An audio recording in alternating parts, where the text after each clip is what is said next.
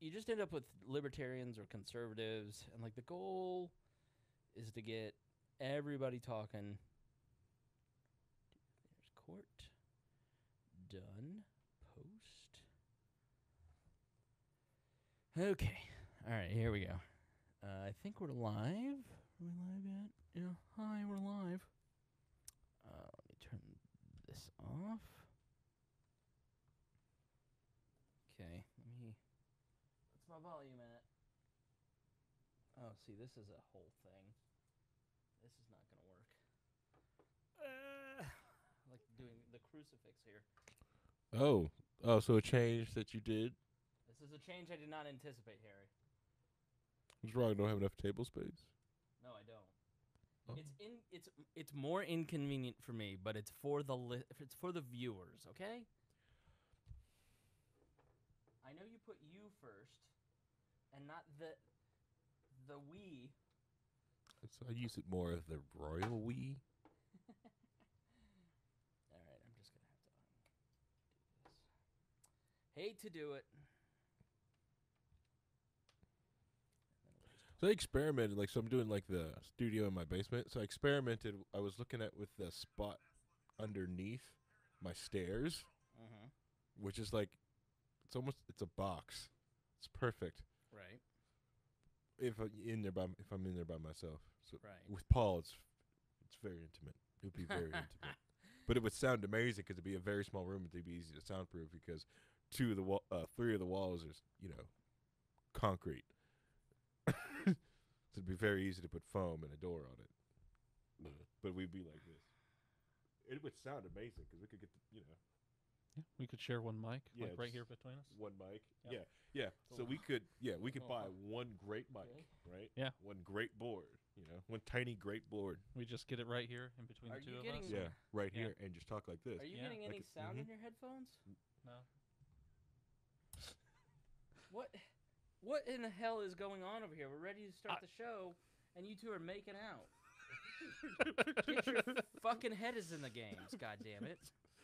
First off, 2 dudes can get together and it not be making out. Yeah. Whatever. Just because we're sharing one very phallic object. And we're get on it, really on it. See, 2 really dudes close. Who are close can get this close, right? Yeah. And it's okay. Yeah. Okay. No, I didn't say that it's not okay. I agree that it's okay. Huh. I agree that it's okay. Good. You seem to be making it into something it's not. It's just more that I need you to pay attention and get ready for the show and go, I need to know, hey, do your headphones not work? Oh, well, I was just assuming that Harry had turned mine all the way down. So because we're going to get into the middle of the show, and then, I don't have any headphones. Well, then I got to redo the whole beginning. Well, I assumed, right? So it has nothing to do with you two kissing. You go ahead. Let's see. That's for Patreons, only in the $100 up level. Right. Premium Snapchat, premium Snapchat. Okay. Sorry. Do we have a premium Snapchat? We do not have a premium. We have a Snapchat. I think it's We Are Libertarians with just the letter R. There's oil wrestling in the private, premium Snapchat. Right. Yeah. Right. Yeah. All right. You guys ready? You don't watch. You don't do any of the. See, you're so out of the YouTube culture. You're just super out. I'm trying to focus on the program that we're about to do. We have thousands of people about to listen to the wisdom that comes out of our mouths, and you're just over here. It's nonsense. I'm sorry, folks.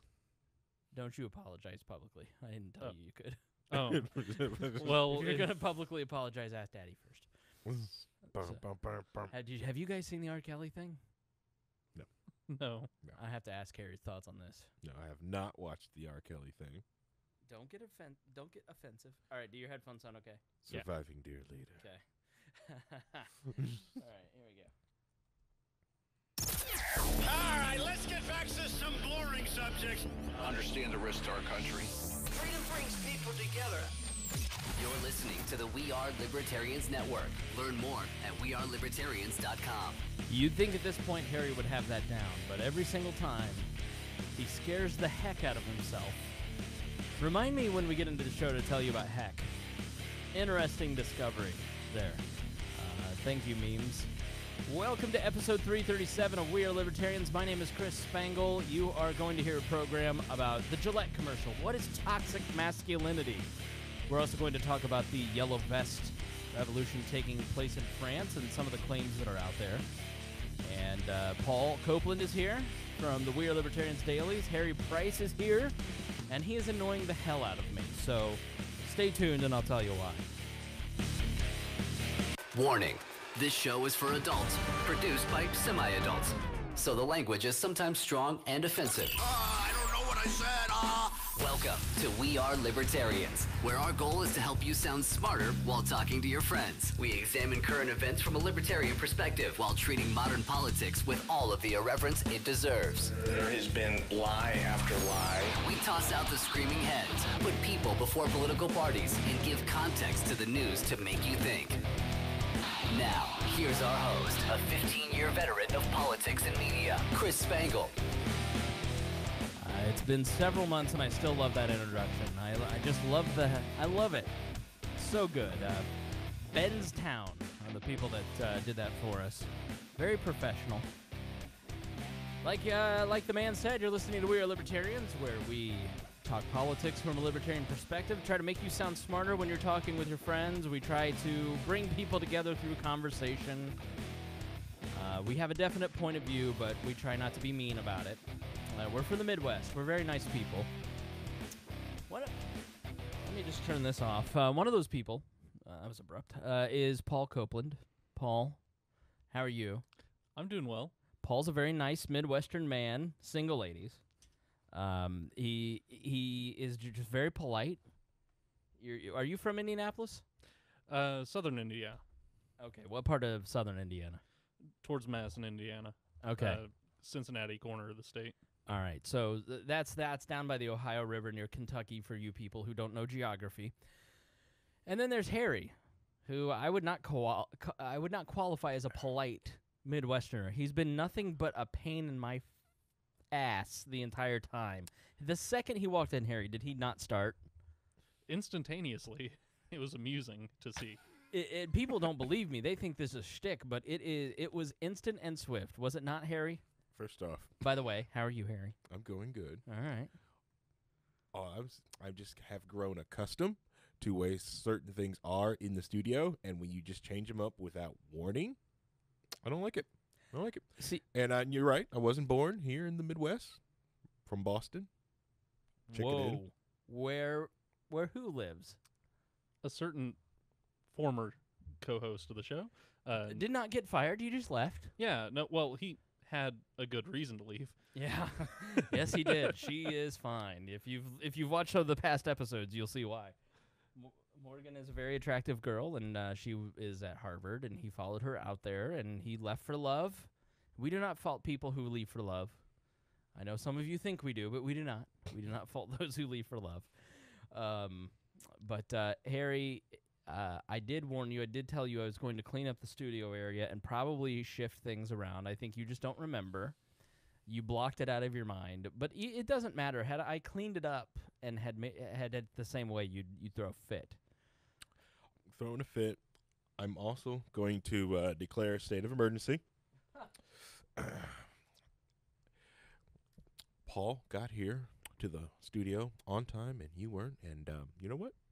I think Paul deserves a public apology. See, we've had many emergencies, so many emergencies, Paul, that I forgot about that emergency. Because he walked in and declared an emergency about the table being changed, which you can see at YouTube. Thanks to everybody that, listen, it is more annoying for me. I'm all off. I'm like, everything's moving. The thing about it is we inhabit this space for several hours a week, and so things get all gummed up, and you got to tear it all down and clean everything, and I sanitize the table and the chairs, and get all the nerd off the tables, and then so you have to shift it around. And we had it in a way that just was not conducive to video, and so I switched it back because I feel this is better for the viewer.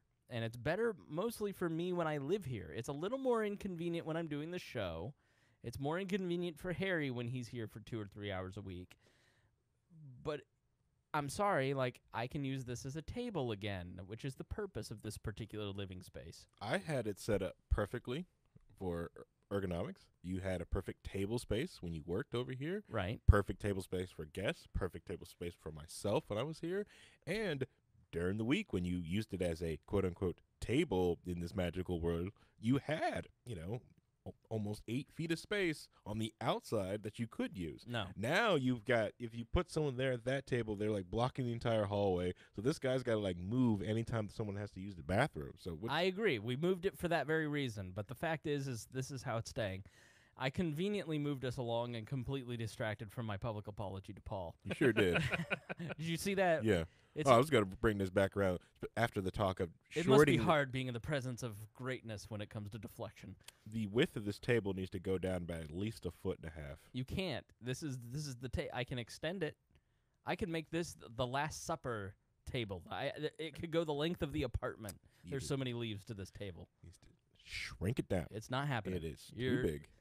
You know what And I it need? eats up a lot of space. A new co-host. It eats up a lot of space. Paul, what are you doing on Tuesday nights? And when we You and I got both know the answer to that question is nothing. Not much. Ladies, he's got nothing to do. He's available at any time to do anything you want. And I mean anything. Right? Within reason. No, let's not get picky about There are this. certain things that are premium. Certain things are premium. all right,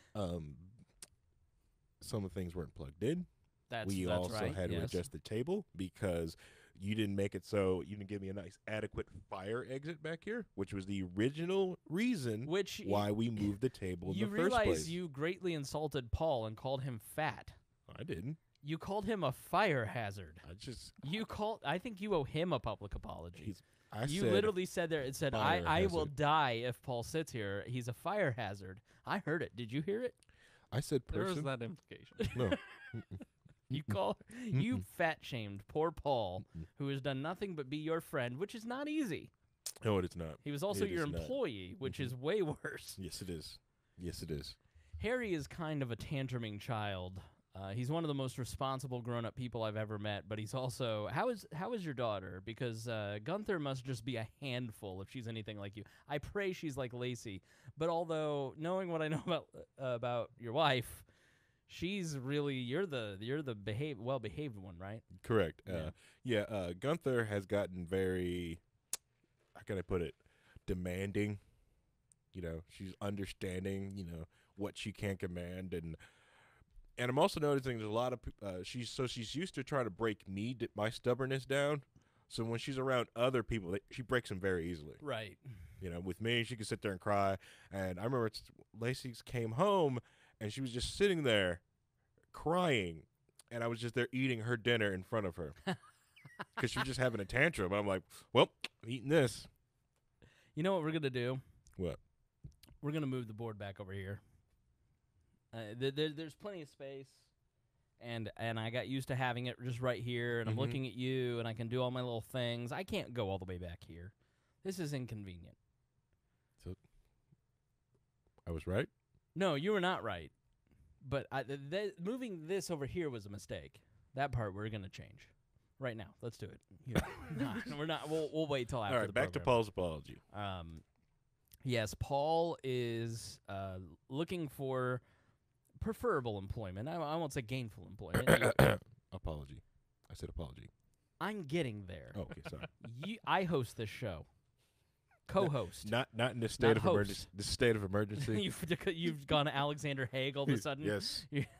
For those of you who don't know, Alexander Haig, when President Reagan was shot, was like the Secretary of Agriculture or something and stood up and declared that he was in charge. I think he might have been Secretary of State, but it was very weird. And George H.W. Bush was like, "Nah, I don't think so." Who was Vice President? And it and didn't it spawn like a movie? It was a crappy movie that it spawned. I don't remember. It was a couple of scenes that it spawned. Was it Air Force One?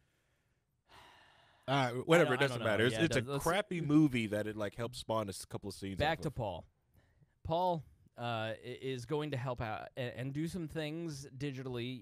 We don't tag our posts. We have like 2,000 WordPress posts on WeirdLibertarians.com, and he's going to go and put tags in them. He's going to update some. He's just going to do a little spring cleaning, and it's going to be a lot of work.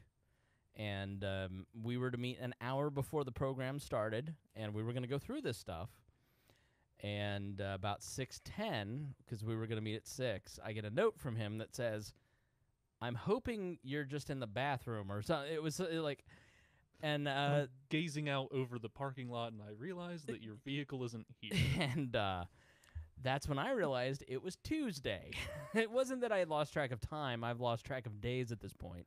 Well, it's hilarious because yesterday you said, "Can you come over tomorrow at 6?" Right. It's like there's not even like an excuse of losing track of what day it was. It's literally the next day. Literally the next day. Yes. This is the level that I'm at now. When I hit 34, something happened and everything in my brain broke. And all of a sudden I became Albert Einstein without the joy. I leave my house without my pants on. My hair's a mess. That's a joke. My hair's great. That's like the one good thing that I like. I don't know about you, Paul. Harry is full of himself, but I have like one good thing about me as a man who's larger. I look at my hair and I'm like, at least I have that. Like I have that, okay? At least my physical looks. I'm a solid 5. All right, nobody laughed. I'm a solid 5. I just thought you were reaching, but keep going. But at least my hair is that of a 10. So, but what was I talking about? You got 7 beard. Paul's apology. He's not letting this go. All right, Paul, I am sorry I was late. It was rude and disrespectful of your time. I would say that it won't happen again, but it will happen again unless you remind me, because I'm a mess. Yep. Is that good enough for you? Yeah, 'cause it's bad that you do it to me, which I made myself a key, so it's okay. But Paul, he was just locked out. I told him about that. I called him on the phone. So we talked on the phone so we didn't waste the time. And I was like, yeah, I had to actually have a talk. Like, this is all, like, we banter back and forth, but I had to have a serious talk with Harry when he made a key without permission, without me noticing. It's not like he took my key and went over to the Menards. He took, like, wax paper when I wasn't looking and made a key. And I show up one day, and Harry is here. He's got something in the lock, trying to pick the lock to break into my house. I go, Harry, this is the South Side. You cannot do that here. They don't allow that sort of. You're not gonna get through this if you break into my house. But if I took rims, I'd be fine. You took rim. They don't care about the rims. Yeah, but let's be honest. So somebody's got some. Yeah, it's Harry. It's that cable. There's something weird about that particular cable or microphone. So we'll just deal with it. To the left. Yeah, just jiggle and to the left. All right, enough. Let's get on to the big show. We're going to talk about the Yellow Vest protests. Some great research. Sam Schmidt.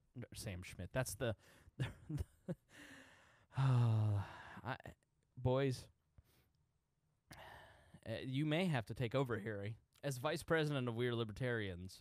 Getting ready to. You may have to issue Article 25. Article 25, subsection B. Yep. All right. So. You want me to spot it? No. I figured you'd come up with some gold, but no, apparently not. Sam Schultz is the great researcher who's been doing such a good job of putting things together. And so we're going to talk about that and Paul Joseph Watson, which we're going to take a risk. We might play a PJW video. So we'll discuss it before we do, just for the health of the program. But I want to start with the Gillette commercial. Now, you're not going to be able to see this. You'll have to go and watch it, but I'll play the audio, and I'll kind of describe what's happening in the video. Now, Gillette, what do you have that old commercial that you were playing? I could probably pull it up here. Everybody knows. Yeah, the Gillette commercial. Right. The best a man can get. Sorry, I had to belch there. It's just the Gillette commercial. Because I think that's most razor most guys start off with is Gillette. Because it's, the advertising. Yeah. Is everywhere. Like, this is the 80s here. You're looking sharp. You're looking good. You've come so far. It's like an 80s dude. He's running track. He's helping his son shave. He's getting into the limousine, winning the football game, teaching his son to comb his hair. Oh.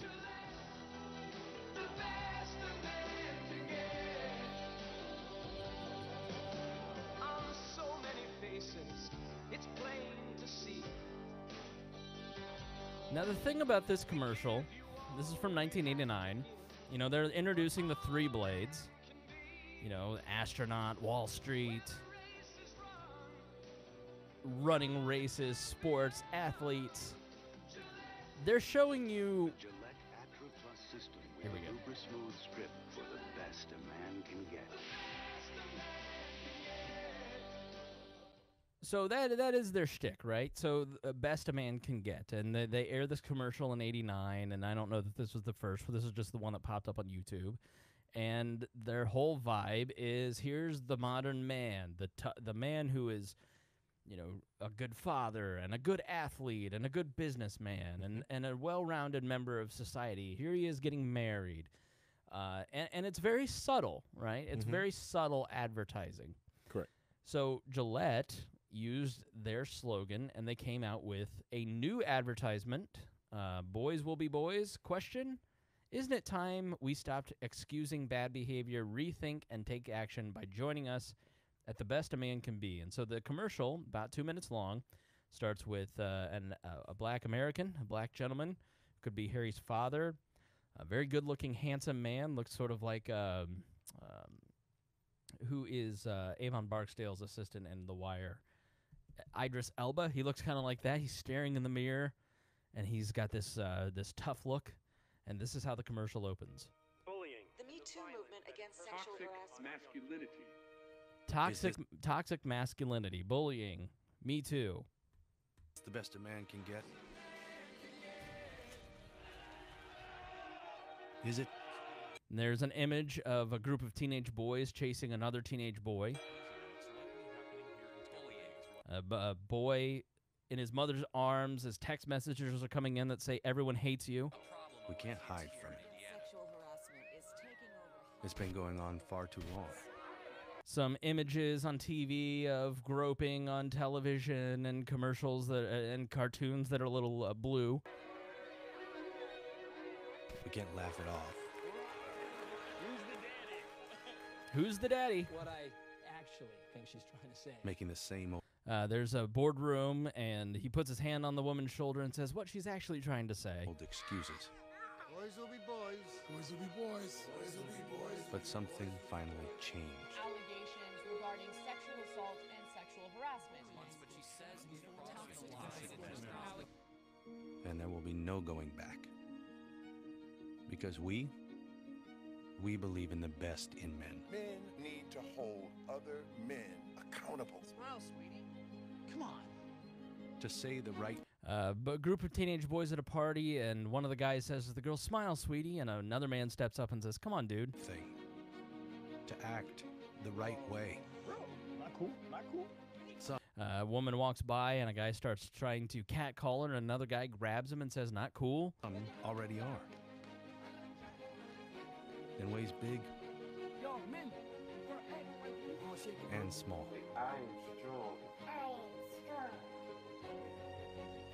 Now, there were some boys fighting, and that's what prompted all the dads to say boys will be boys. And one of the little kids, probably about 5, is getting his butt kicked in this fight. So now one of the dads runs over and grabs the boys. But some is not enough. It's not how we treat each other, okay? It's not how we treat each other. Because the boys watching today will be the men of tomorrow. Now, that group of teenage boys chasing the other teenage boy, a man is holding his son's hand and runs over, and he stops the other boys. And as it's actually kind of a touching moment, the dad breaks up the fight. You start to see the gaze of his son watch him break that fight up. And then you see the faces of all these other boys in all these other situations where men are stepping up and saying, that's not how you treat a woman, that's not how you treat another man, that's not how you treat somebody. You start to see the faces of these boys as you hear this voiceover. But some is not enough. It's not how we treat each other, okay? Okay. Because the boys watching today will be the men of tomorrow.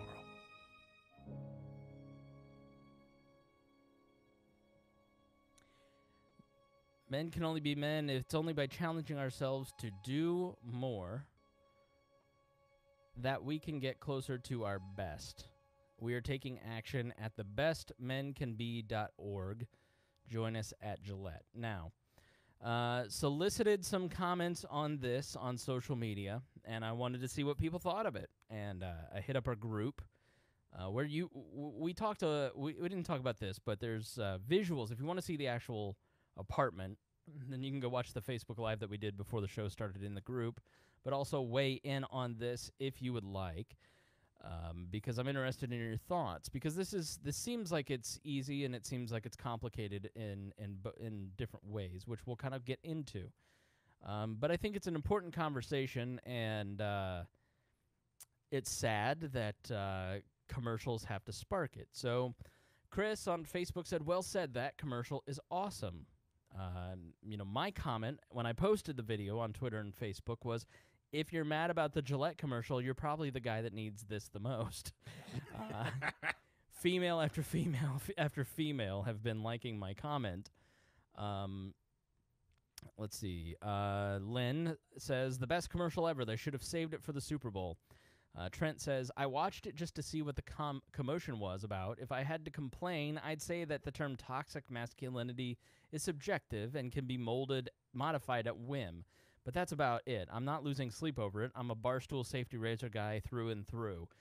Amanda Jordan, apologize for saying your last name, but Amanda says, I'm glad you posted this. Ironically, it will carry more weight if men voice their support. I just get called a feminazi if I say anything. And Lynn replied, so true.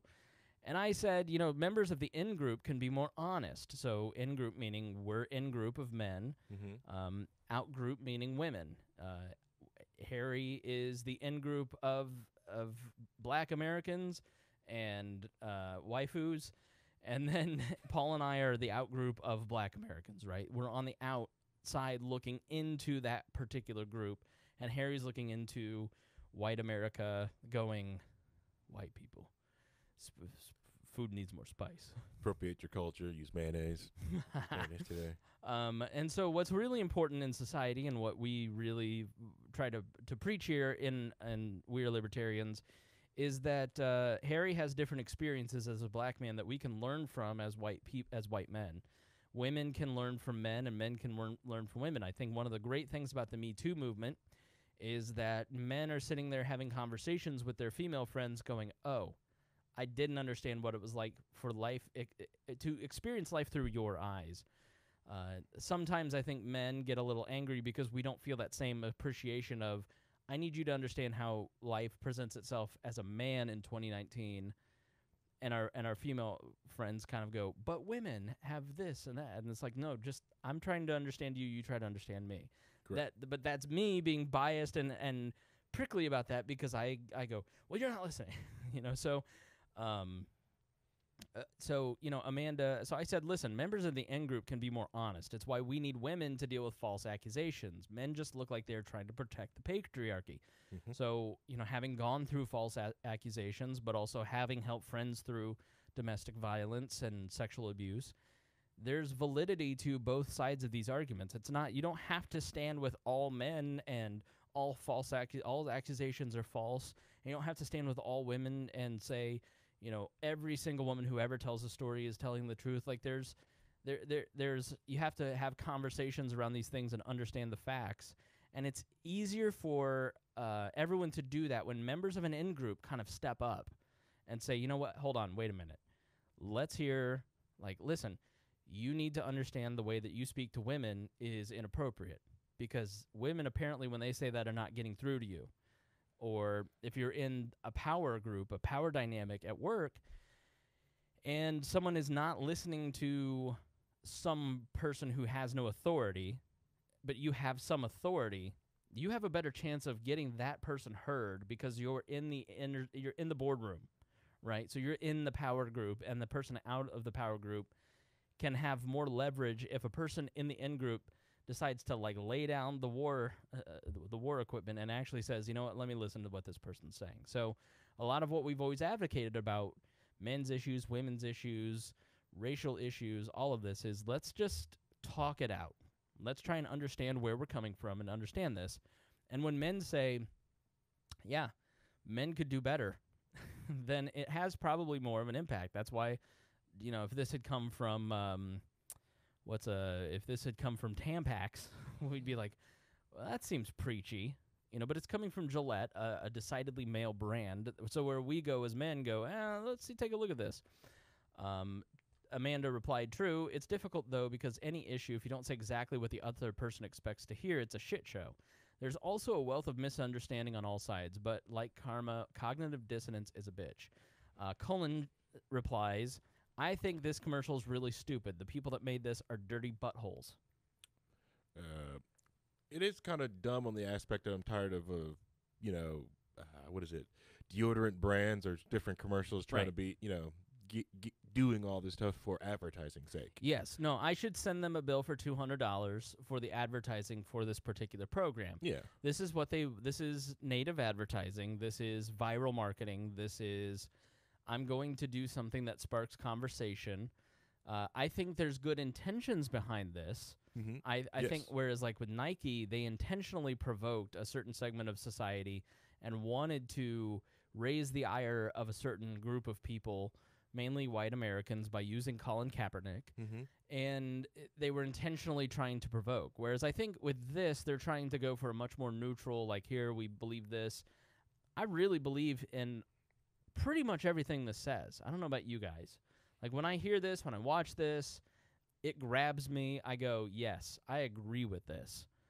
And there are men, and myself included, that can do better in certain aspects, just like there are women who can do better in terms of their role in society and and aspects of their personal growth. Like, I think every human being grows into being a better person. So, like, the content of the ad, I don't have a problem with. But I think where people get disconnected, like you, is like, you're marketing to me and I'm falling for it. Well, yeah, they're just trying to. They're going over for social cause and trying to market with me. They've done that with the last few Dove ads. They've done that with also like a lot of ladies deodorant in the past. So they just kind of moved it over here. With the ad, I did have an issue with them saying toxic masculinity because it's not real. It's poorly defined. People are getting hung up on this, but this was like a setup. But it was a setup. It was the problem is it's poorly defined. Right, like but that's the issue with like, that. listen to how it's like a news report. It's really like, as a person who would write a commercial, like, listen to the way that it's used here. Bullying. The Me Too movement against sexual harassment. Masculinity. Is this the best a man can? It's not the voiceover guy saying men are toxic. It's sort of like, it's framing. It's framing. It's saying, here's what you need to expect. And like, toxic masculinity clearly is one of those words that got your attention, which is what they're trying to do. The only thing it did was made me made me get defensive and think like, here's the straw man building. They're building it up. Right. Well, I think one of the bigger problems is a lot of men are feeling attacked from all angles, because you have the I forget which psychology board coming out here in just the last couple of weeks here, and basically saying that traditional masculinity is toxic in nature. And, a lot of men are looking at, like, what? Being the provider for my family? That's toxic? Right. Those traditional roles, those traditional values. Right. And, as somebody who aims for a more traditional role in a family myself, when I see something like that, and I have to admit I haven't gone through to read everything that they've put forward there, but it feels kind of insulting. And I think that, that followed up by a commercial from Gillette, they don't even need to exactly look at what the actual messaging is. They just feel attacked. I feel it's the wrong tone necessarily to take, especially for a toiletries company, getting involved in the social quagmire. Yeah. Now this is the story you referenced, Brianna Helt at Town Hall, which is a right-leaning source. Story: American Psychological Association, the APA, which is a big deal. labels traditional masculinity as harmful. So that's the headline. But we know that reading headlines doesn't necessarily read the truth, right? Mhm. So let's read a little bit in it. According to the American Psychological Association, the APA, being a traditional man is now considered on par with a mental disorder. Now, this is the writer's perspective.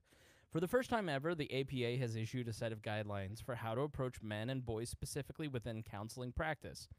The new APA protocols for mental health professionals working with men and boys released in August, which you can read in entirety by looking up this article. Recently,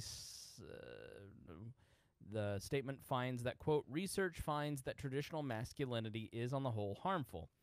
Quote, the main thrust of the subsequent research is that traditional masculinity, marked by stoicism, competitiveness, dominance, and aggression, is on the whole harmful. The January article from the APA goes on to read, men socialized in this way are less likely to engage in healthy behaviors.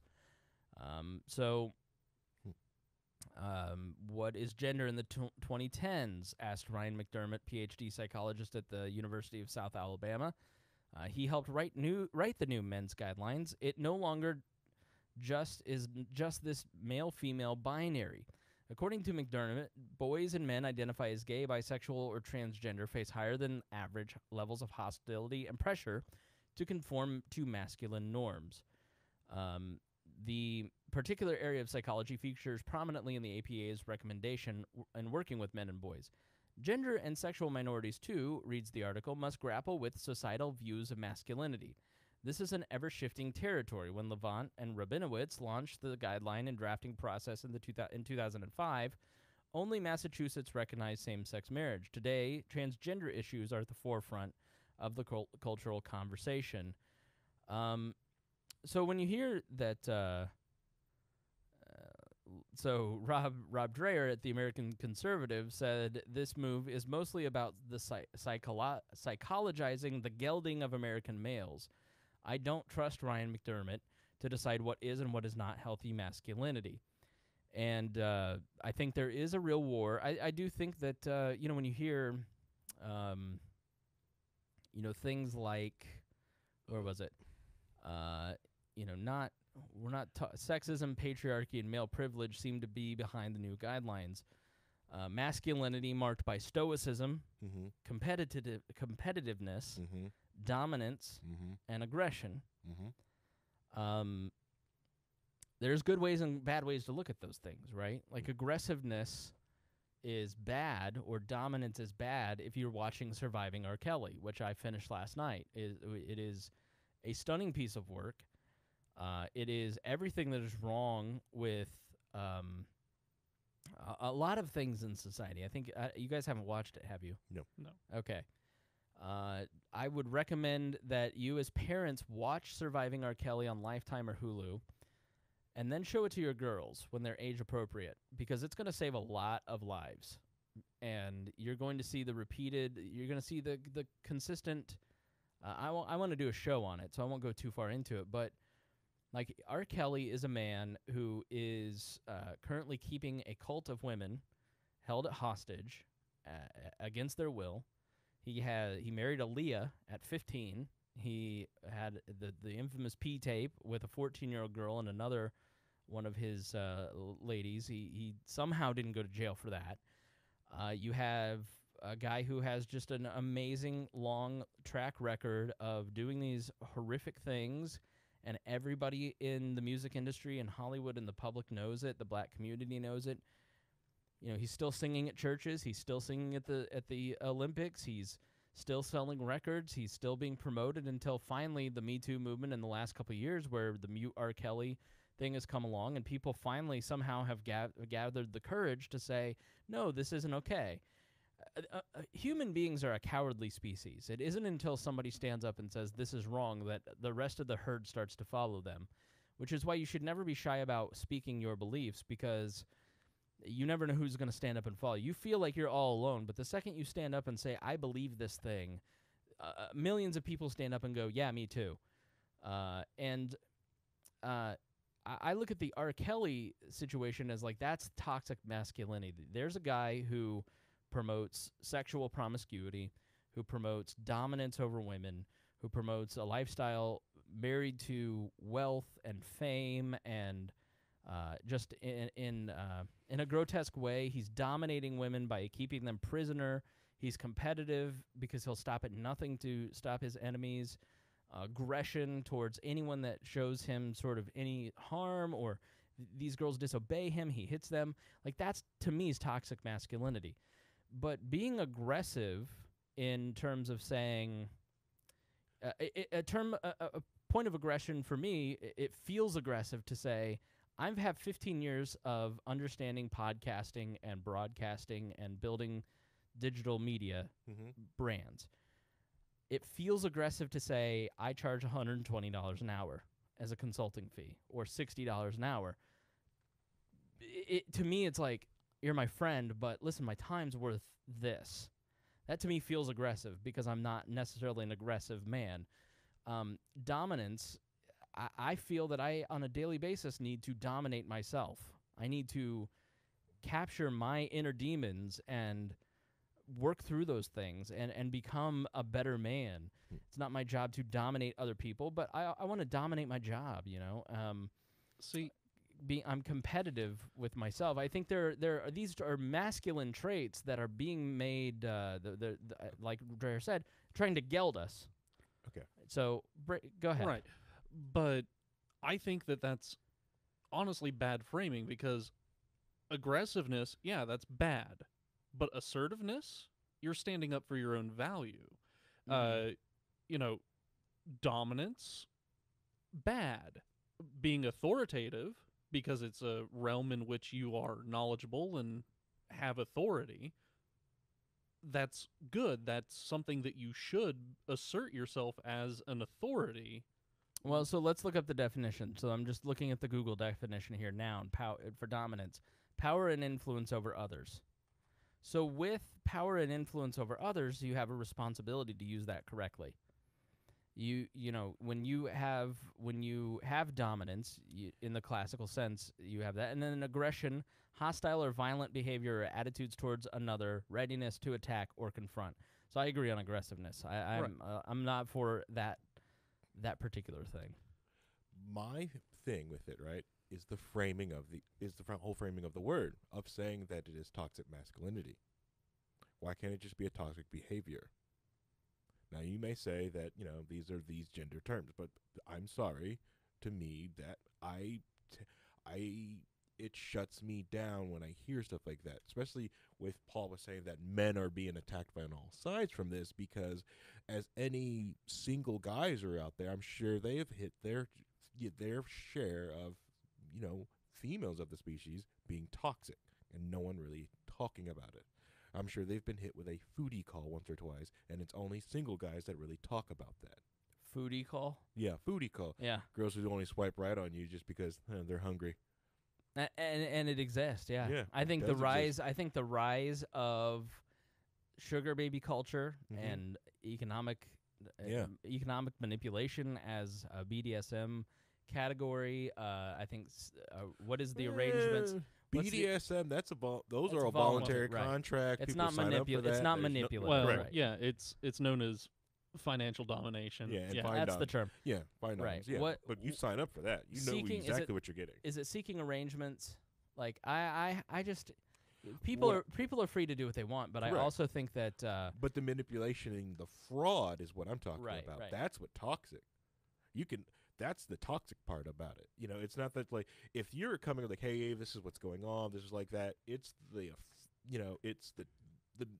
people have been manipulated. That's what people get upset when they see certain things. It's like, you're manipulating people because you're presenting yourself as something else, and in reality, you're not. And that's people have problems with that. And that's what I see more of when someone says, well, like, this talks about, like, well, no, because R. Kelly is usually, I haven't watched the show, but usually guys like this in these cults or stuff like that, they manipulate the people and present themselves as a caregiver, as someone in their life. Yeah, absolutely. That's how you reel them in, yeah. Yeah, it's manipulation. Just manipulate. And that's what I see as toxic. Yeah. The bad intent. Yeah. Right. Yeah. Go ahead, Paul. Yeah, but, like, I think it really does a disservice when we frame very healthy behaviors, such as assertiveness, as something that they aren't necessarily, as an aggressive. Going to your boss and not even demanding, asking for a raise, something that it takes a lot of assertiveness. Mm-hmm. And then we turn around and we frame that same assertiveness, something that advances that person, as aggression, which, to me, aggression is something that is deleterious to others. Deleterious, yeah. It's harmful to others, for those of you who went to public school. Yes. Showing your education, Paul. Old Ivy League Copeland. Yeah. No, I love the word deleterious. Yes. Yeah. No, I think that's exactly right. There is I'm gonna say go ahead, Perry. Oh, keep going. I'm just gonna parrot it. I'm just gonna direct this back to the commercial once you finish this. Okay. I may take us in a real weird place. Crap baskets. So, I think because of my experience, like if you go back and listen to Amanda's story, episode 141-ish, or the Cost episode, it's sort of a repeat. I'm going to set up new episodes with those guys. Like, having lived through an experience with a best friend who was being hunted by a man, and having that best friend go, when you say this, you sound like him, and you're being controlling and manipulative. I think it is really important for guys, especially younger guys who aren't necessarily good with women, to really latch on to their female friends, seek nothing but friendship, first of all, and to if you're talking to a girl and you're not good with women, like, get with a girlfriend that you know is emotionally stable. That's the key. Mm-hmm. And say, like, what do you think of this? Like, what am I doing wrong here? And she's going to point out so many red flags, and that really helped. That helped me a lot. There's another book called Mate by Jeffrey Miller and Tucker Max, and they did a Mating Grounds podcast, and it's for both men and women. It's great. Like, where they really talked about the laws of attraction, and it's not in like that, skeezy, the game sort of, I'm going to neg you, because that's not what works. What works is being the best version of yourself. Like, if you're a man or a woman and you want to be successful in life, start with improving yourself. You will immediately start getting better at dating, getting better at your job, getting better at being a dad, getting better at being a father, the same thing. Some people are dads and some people are fathers. It's going back to the sugar daddy thing. Yeah, you're either the father or your daddy. Go back to you're a better husband. You as a man, I'm going to say this, and I don't mean this in a way that is upholding the patriarchy. I think that a lot of women, when I say this to them, they agree with me. But it's hard when you have these conversations in public because sometimes people want to twist it against their biases. Men are supposed to be leaders. And I think in a relationship or in a workplace or in life, you're supposed to lead. And to lead, you have to have an understanding of what is a good moral compass. And I think what I like about this commercial is that it is saying, you know what the right thing to do is. It's already inherent in you. If you see a child being picked on, you should intervene.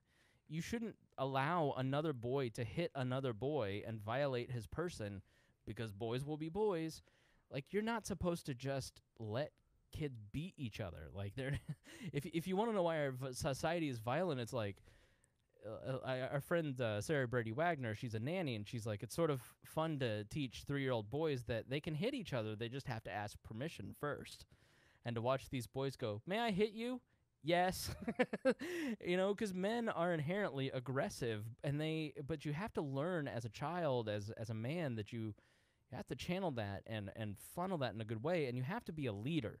And I think men are laying down as leaders. I think we are failing at leading our society. We're failing at leading our families. We're failing at leading our movements. We're failing at leading everything. And we're outsourcing the leading to politicians, to our women. I think that women are just tired. Like, women are fed up, and I think they have every right to be. I think women are tired of coming home and doing everything. They feel they're doing everything.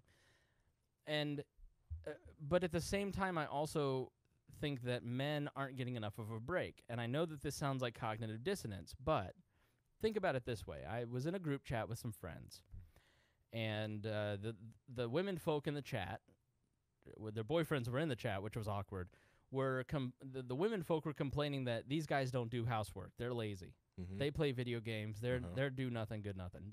Why do I have to teach a man how to be a man? And I said, you know what? You're really unfair. You're being unfair to men, because millennial men, starting with millennial men, are more willing to work on these problems in society than any generation before, saying, I know there's a problem. I want to know how I can help fix it, as opposed to shut up, broad, or the Mad Men world, or, like... Talk back to me. But you have to understand we're in a fundamental shift of societal norms in so many different areas of life. And the dynamics between men and women, I think, is one area where things are completely different than they were 2 generations ago. And nobody's having the conversation about how to even, like, arrange housework, right? So your grandfather, the greatest generation guy, that guy didn't do any housework. Did your grandfather's... Harry, yours may be different. What the heck? Are you sure? Are you sure? Are you sure? Yes. I'm not saying every, but by and large. You're right. No one right. No one chopped that wood. The roof, no, magically didn't leak on its own. I'm the saying outside of the house got painted. The grass got cut. There were boy chores and there were girl chores. Yeah. Yeah. And now I find it hilarious when someone says, like, hey, you're not, keep up with this. Like, dude, laundry is easy compared to cutting grass. I'll do laundry all day than cut grass. Yeah. I remember, like, it's just this weekend, Lacey's like, give me the snowblower. I want to do the driveway. You want to do the driveway? Sure can. She was out there for like a few seconds with that snowblower. And, I just hear it stop. She's just stuck. It's jammed. She's trying to get because she ran over some leaves in it. And it was just like, this is funny. And I'm in there just folding, like, look at that. It's great. It's awesome. Drink another margarita. It should also be noted that you make your wife do all the boy chores. Yeah, yeah. Especially when she asks. Right. Yeah. That's the other thing is this communication there. Just bring it up. Right. Did you talk to him about this? Did you ask about this? That's always like the first question I ask. Like, did you bring this up? No. Well, how'd you bring or if it's yes, how'd you bring this up? Well, I've been yelling at him for 5 years. I don't know. If you just belittle somebody, they don't typically listen to you. But here, let me finish my point. So, by and large, I'm looking at larger trends. Okay? Now, when I do this, it makes libertarians crazy because we're individualists. And you have to understand that there are larger trends. Why does medicine exist? Because a lot of, like, I have this little pain on my thumbnail, right to the right of my thumbnail, and it's very tender. And there's a medical condition known as, like, swollen cuticle. It's because there is a pattern of human beings getting swollen cuticles. Human beings are pack animals. It's why when you go out on Friday night, look at all the North Vests. We mimic each other.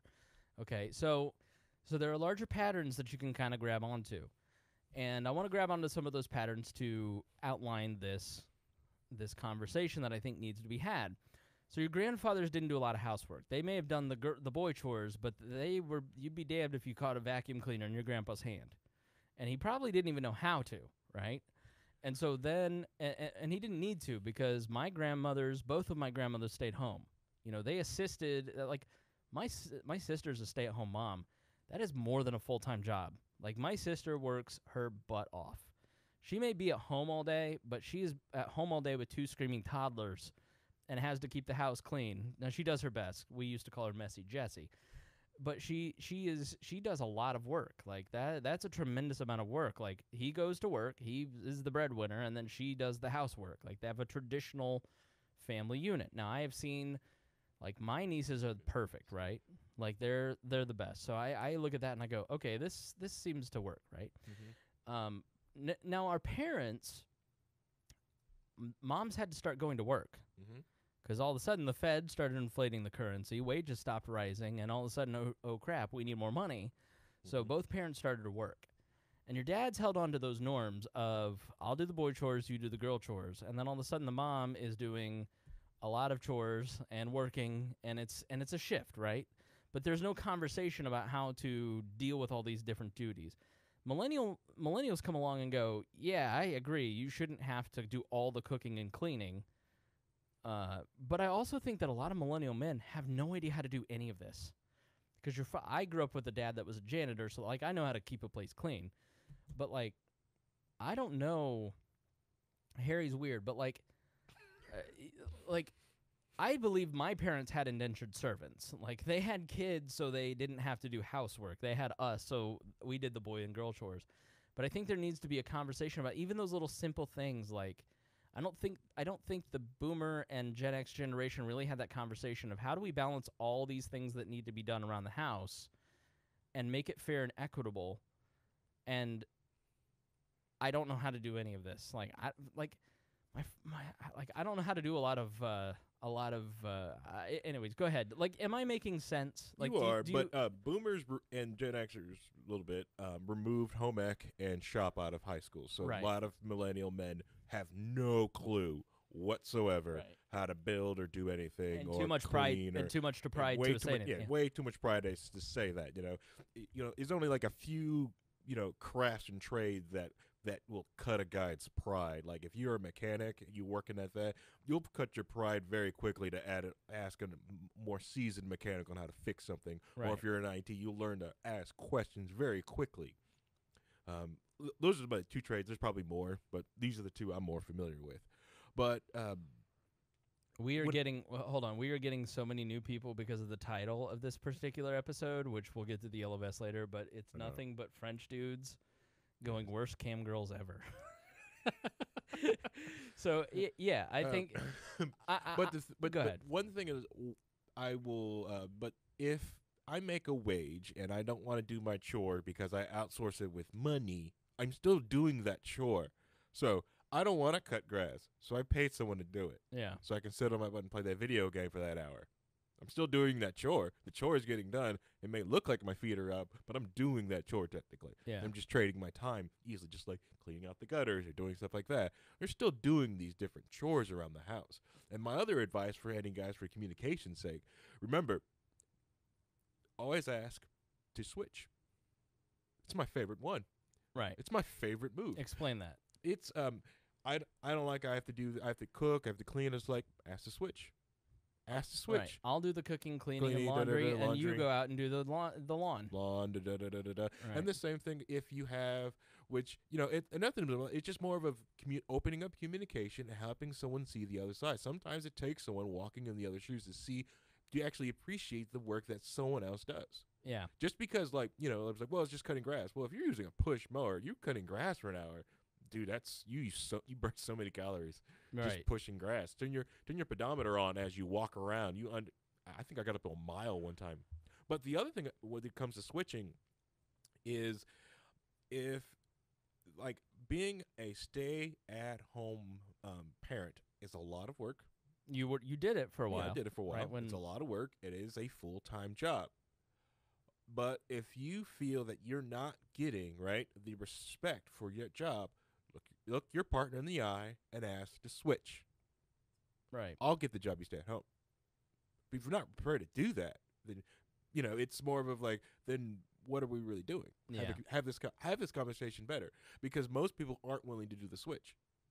Yeah. So I think my larger point is that millennial men are like on this very small thing, right? That's, I think, illustrative. I was like, these friends who were complaining, I was like, do you not realize how lucky you are?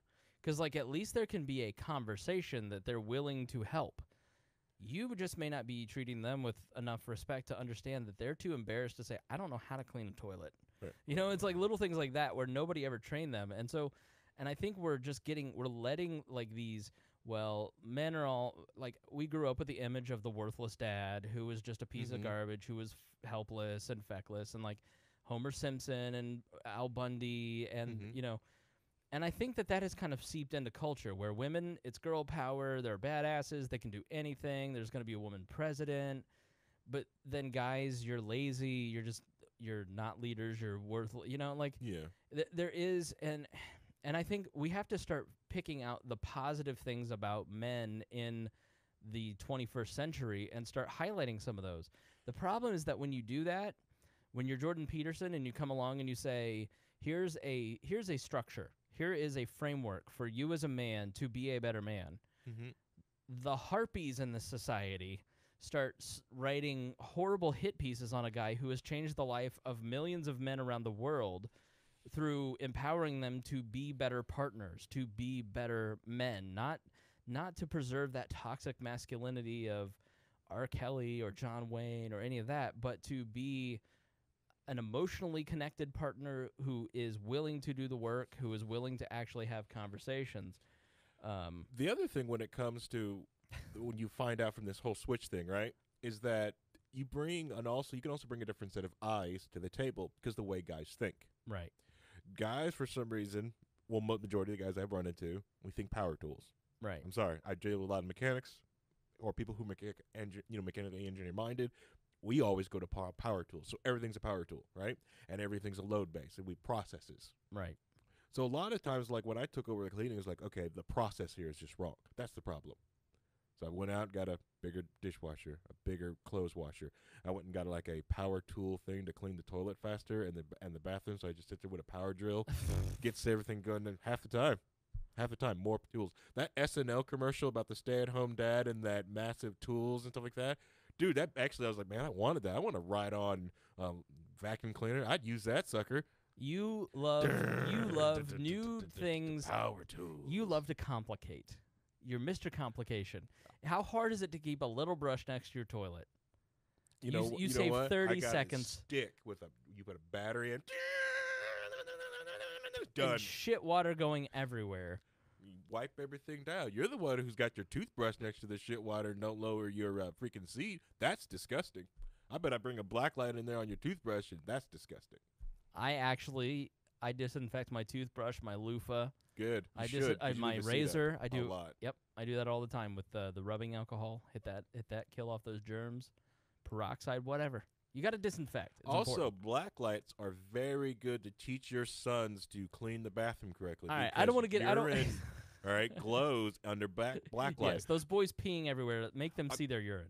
Hey, it worked on me with my mom. All right, did you clean the bathroom? Sure did. Click. No, you didn't. No, how'd you get it up there? How'd you even get it up there? Well, I think you raise a good point, and that's part of what I'm trying to say is more understanding, less blame and accusation. Yeah. Check your bias. I think that you raised a really good point there where and I think men need to see this too, that when you invite women into traditionally male places, they start to change things, but that change can be good too, because women have many great qualities, like they're more empathetic. I think they are they're more sensitive. They add a lot to the workplace. They add a lot to safety-minded. There's just different ways, different modes of thinking. I think we do ourselves a disservice by saying there are no differences between men and women. I reject that wholly. I understand and appreciate and believe that we should be respectful of people who may, I did a podcast called Creating Maya with somebody who transitioned from a male to a female. And it was a learning experience for me in tolerance and understanding, in appreciation for somebody who I don't understand how they think or why they think the ways that they do or the changes they want to make, but it doesn't matter. Like, this is a person who wants to be called Maya. So as a person who wants to respect another human being, I must be empathetic and understand their struggle and try to see where they're coming from and call them Maya and call her. It doesn't hurt you to be nice. And I like all these 14-year-old boys on Instagram who follow Ben Shapiro who are just like with trans, it's just like inflammatory. You just go like, what? Like, why don't you actually meet a trans person and understand the hell that they're going through? But I think your point is well taken, Harry, where you invited in your home a male to do the traditionally female roles, and then all of a sudden things were done differently but maybe more effectively because you said, hey, this way that it's always been done by our parents probably isn't effective. Let's do it this way. I think male-dominated industries or environments can benefit from having females in traditionally male places, and the environments can kind of change. Correct. Yeah, it's better for me, and it's just a way of thinking. Like, to me, I'd rather run the dishwasher 5 times to clean, like, 2 dishes other than sitting in the sink going like this, because I could just hit a button and walk off. Yeah, I make it cook. What? Walk off. Mr. Conservation. It's water. It's water, okay? It's water. So, but... and coal power. I also think there needs to be spaces in society where men can be men, and there can be conversations where it's exclusive. Like our chats, we have one chat that is all men, and the conversation can be a little different in there because it's just different. Not supposed to talk about the top secret patriarchy chat. You're right. All right, two demerits. I'm more offended that I wasn't invited to that one. Harry's not in it anymore. What? You're basically not in it. Yeah, I'm not in it. You're not. You didn't even know about the big news this week, which I should have mentioned way earlier than this. No one cares.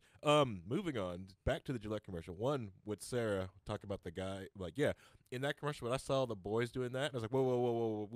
We're gonna do this sportingly, one at a time, and only if we all agree to this. And we're gonna bring some rules. Hitting each other. Yeah, we're gonna bring some rules, gloves, helmets, please, mouth guards, go. Well, everyone agrees. No one agrees, then back off. But it also felt like they stole the scene from Karate Kid too. That's what I saw when the dad jumped into that fight scene in the Gillette commercial. Like, is this Karate Kid? What? I'm not the only one that saw that. Fine then, whatever. But I did like the commercial.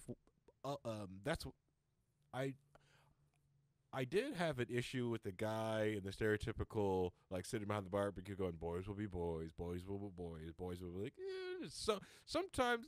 We saw that with Kavanaugh. I mean, if Kavanaugh was guilty of what he was accused of, there's no boys will be boys about it. It doesn't matter if he was 17. He was intentionally inflicting harm on another person. He was using violence against someone, and he should be held accountable no matter what age, in my opinion. Correct. Most people who say that is usually when a boy get dirty.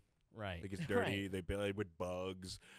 They just do something destructive of their own toys or something. Right. My That's family boys will be boys. My family's in for a world of hurt. We've had 2 perfect, sweet baby angels, and 2 girls, and there's a boy on the way in the family.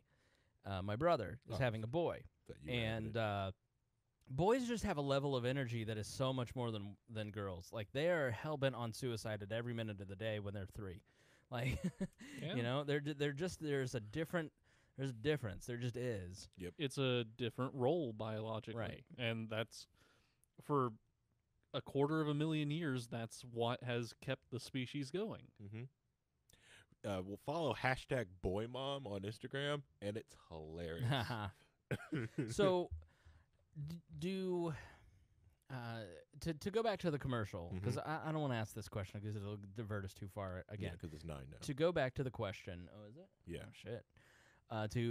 We haven't even started the second topic. Nope. Maybe we ought to do 2 shows. You think we should split them into 2 shows? It's going long. It's a long week for me. All right. So here's the thing. What I liked about the commercial, the advertisement of it aside, which we'll talk about in our final little segment here. The thing that I was amazed about with R. Kelly is that nobody spoke up. Yeah.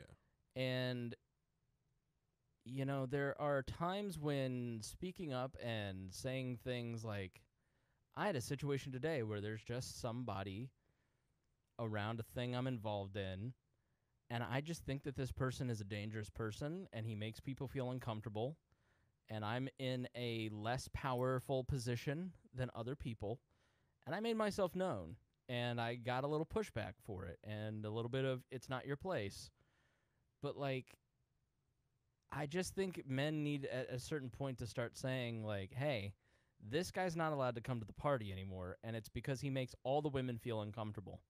Yeah. Or when you're out with your friends, there's a difference between a joke and this guy's just being downright disrespectful and harassing people. And I think men, part of leading is standing up and saying, for the more agreeable people in our society or the less powerful, part of being a man is standing up and saying, this isn't right. this needs to be fixed, or we need, as a group, to take a harder look at this particular individual or this behavior or this thing, right? I don't think we need to fundamentally change society, but I think men have lost their sense of justice, and we need to regain it. I think we have lost the idea that the powerful have to stand up for the powerless instead of the powerful getting more power. And that isn't just in a populist frame of mind where Wall Street needs to come down. It's in our everyday lives. Like, there have to be examples in your guys' life where you see the powerful picking on the powerless and nobody says anything. Correct. Yeah. And I always feel, and you are right, once you start saying it yourself, I've seen it at work too, and I've just, when someone say something and they just kind of laugh it off, like, hey, that's uncool. Honestly, you change your words. Right. You know, I see what you're trying to say, but the word you're using is offensive. Right. You know, we're all working professionals here. We're all engineers. You know, you can think of another word. Right. You know, it's happened on the show. Things that we've said on the air, people have come back and said, hey, that wasn't cool. I know you were kidding, but, you know, and we lost a co-host over it. Like, I was just downright, I thought I was being funny, and Seth thought I was being disrespectful, you know, and I was wrong. Like, it wasn't, he didn't think it was funny. He wasn't in on the joke, and so therefore it wasn't cool, you know, and it probably wasn't cool even if he was in on the joke. So you have to, but you have to have people to stand up and go, hey, come on. So the other part of it is that we're being sold something here, like corporations are using positive messages like this. You can look at it two ways. A, they have a platform and the money to push that positive message, so good. We need some corporations to take social responsibility. Or B, it's a cynical ploy for them to get conversation on podcasts for free. Yeah. I just want Gillette to lower their prices. I love the razors, but I don't shave enough to buy them. So I go through, I actually use Harry's razors now. I'm a Harry's man myself. Yep. They last long enough. Yep. Actually got, like, I hated the razors. Then I watched your boss shave with it, and I copied his technique, and it, you know, it shaved better with it. Yeah. Yeah. Excellent. Yeah. All right, so final thoughts on this issue before we move on to the next subject. I'm just sorry. I just weirded out. I just realized your boss showed me how to shave. Did he wrap his arms around you when he did it, or? Well, I didn't shave when I was with my dad and living in the house. I didn't start shaving until I left the house. So yeah. Yeah. But, yeah. No, I just have a little bit of a problem with a major corporation weighing in on political issues the same way that I don't necessarily want to hear my favorite band's political views. To me, it's a time and a place sort of thing, and maybe it's the time and the place for them to be involved as a corporation, but I don't know. Yeah. I think we're just past the point where your favorite brand is just trying to advertise to you. This is society now. Everything is political. Everything is a message. Everything has meaning. And it's partly because millennials who attach everything they do to meaning are now taking a greater share of the workload and the decision-making roles in their corporations and in business. And we fundamentally think that if you're going to do something, it ought to have a purpose. Yeah. I'm not quite sure how I feel about all that. So. All right. Well, I'm glad we could have you on to say that you weren't quite sure. That's great analysis. I'm just not sure. No, it's fine. I'm teasing you. You should say I'm not sure. If I'm honest, I was distracting him with the always campaign of the throw like a girl and run like a girl campaign. Can you please stop playing the waifu game in the middle of the podcast, by the way? No. Yeah. All right. So Paul Joseph Watson is connected to InfoWars and it says he's a former conspiracy theorist. And I after Trump won, started watching all of the new right, alt-right, all those people. You know, Paul Joseph Watson fundamentally rejects the term alt-right, so I will not call him that. The New York Times would call him that, but I think that, like, Richard Spencer is alt-right, but this is the new right, okay? So, go ahead. Yeah, because Paul Joseph Watson isn't alt-right. Alt-right isn't right-wing. Right. Watson is actually right wing. Right. Alt-righters or lefties who want to call themselves right wingers. Right, who are fascists. Who are fascists, yeah, Right. they're left wingers. So he's a controversial figure, and he's not necessarily somebody that we would normally play on the show. But I have watched a lot of his videos. I've watched a lot of Alex Jones. I've watched a lot of Count Dankula. You know, we played these people on the show in the past because sometimes they have something that I think is important or interesting to say. And no Luke Rudowski? I never have heard that name. He did a great video of him actually, like down there in France and in Venezuela. So right, I'll send you some. So I don't know if I want to play the video because it's 7 minutes long. I want to kind of break down some of the points, but we probably should. But here's my thing. I don't want to play this video because I don't want people to think that I agree with everything the guy has ever said, because I don't know everything he's ever said, and I probably wouldn't like a lot of what he may have said, and I like some of what he has said. And I wonder if there is a space in the world, and I attended this conference online this past weekend, held by the Free Thought Project, which, a lot of people in the audience would consider fringy or conspiracy theorist. And I'm the type of person that will literally talk to anybody. I don't consider myself a conspiracy theorist. I have one former listener who's still very angry at me and sending me emails and documents about 9/11 because I don't believe in the 9/11 truth conspiracies or whatever.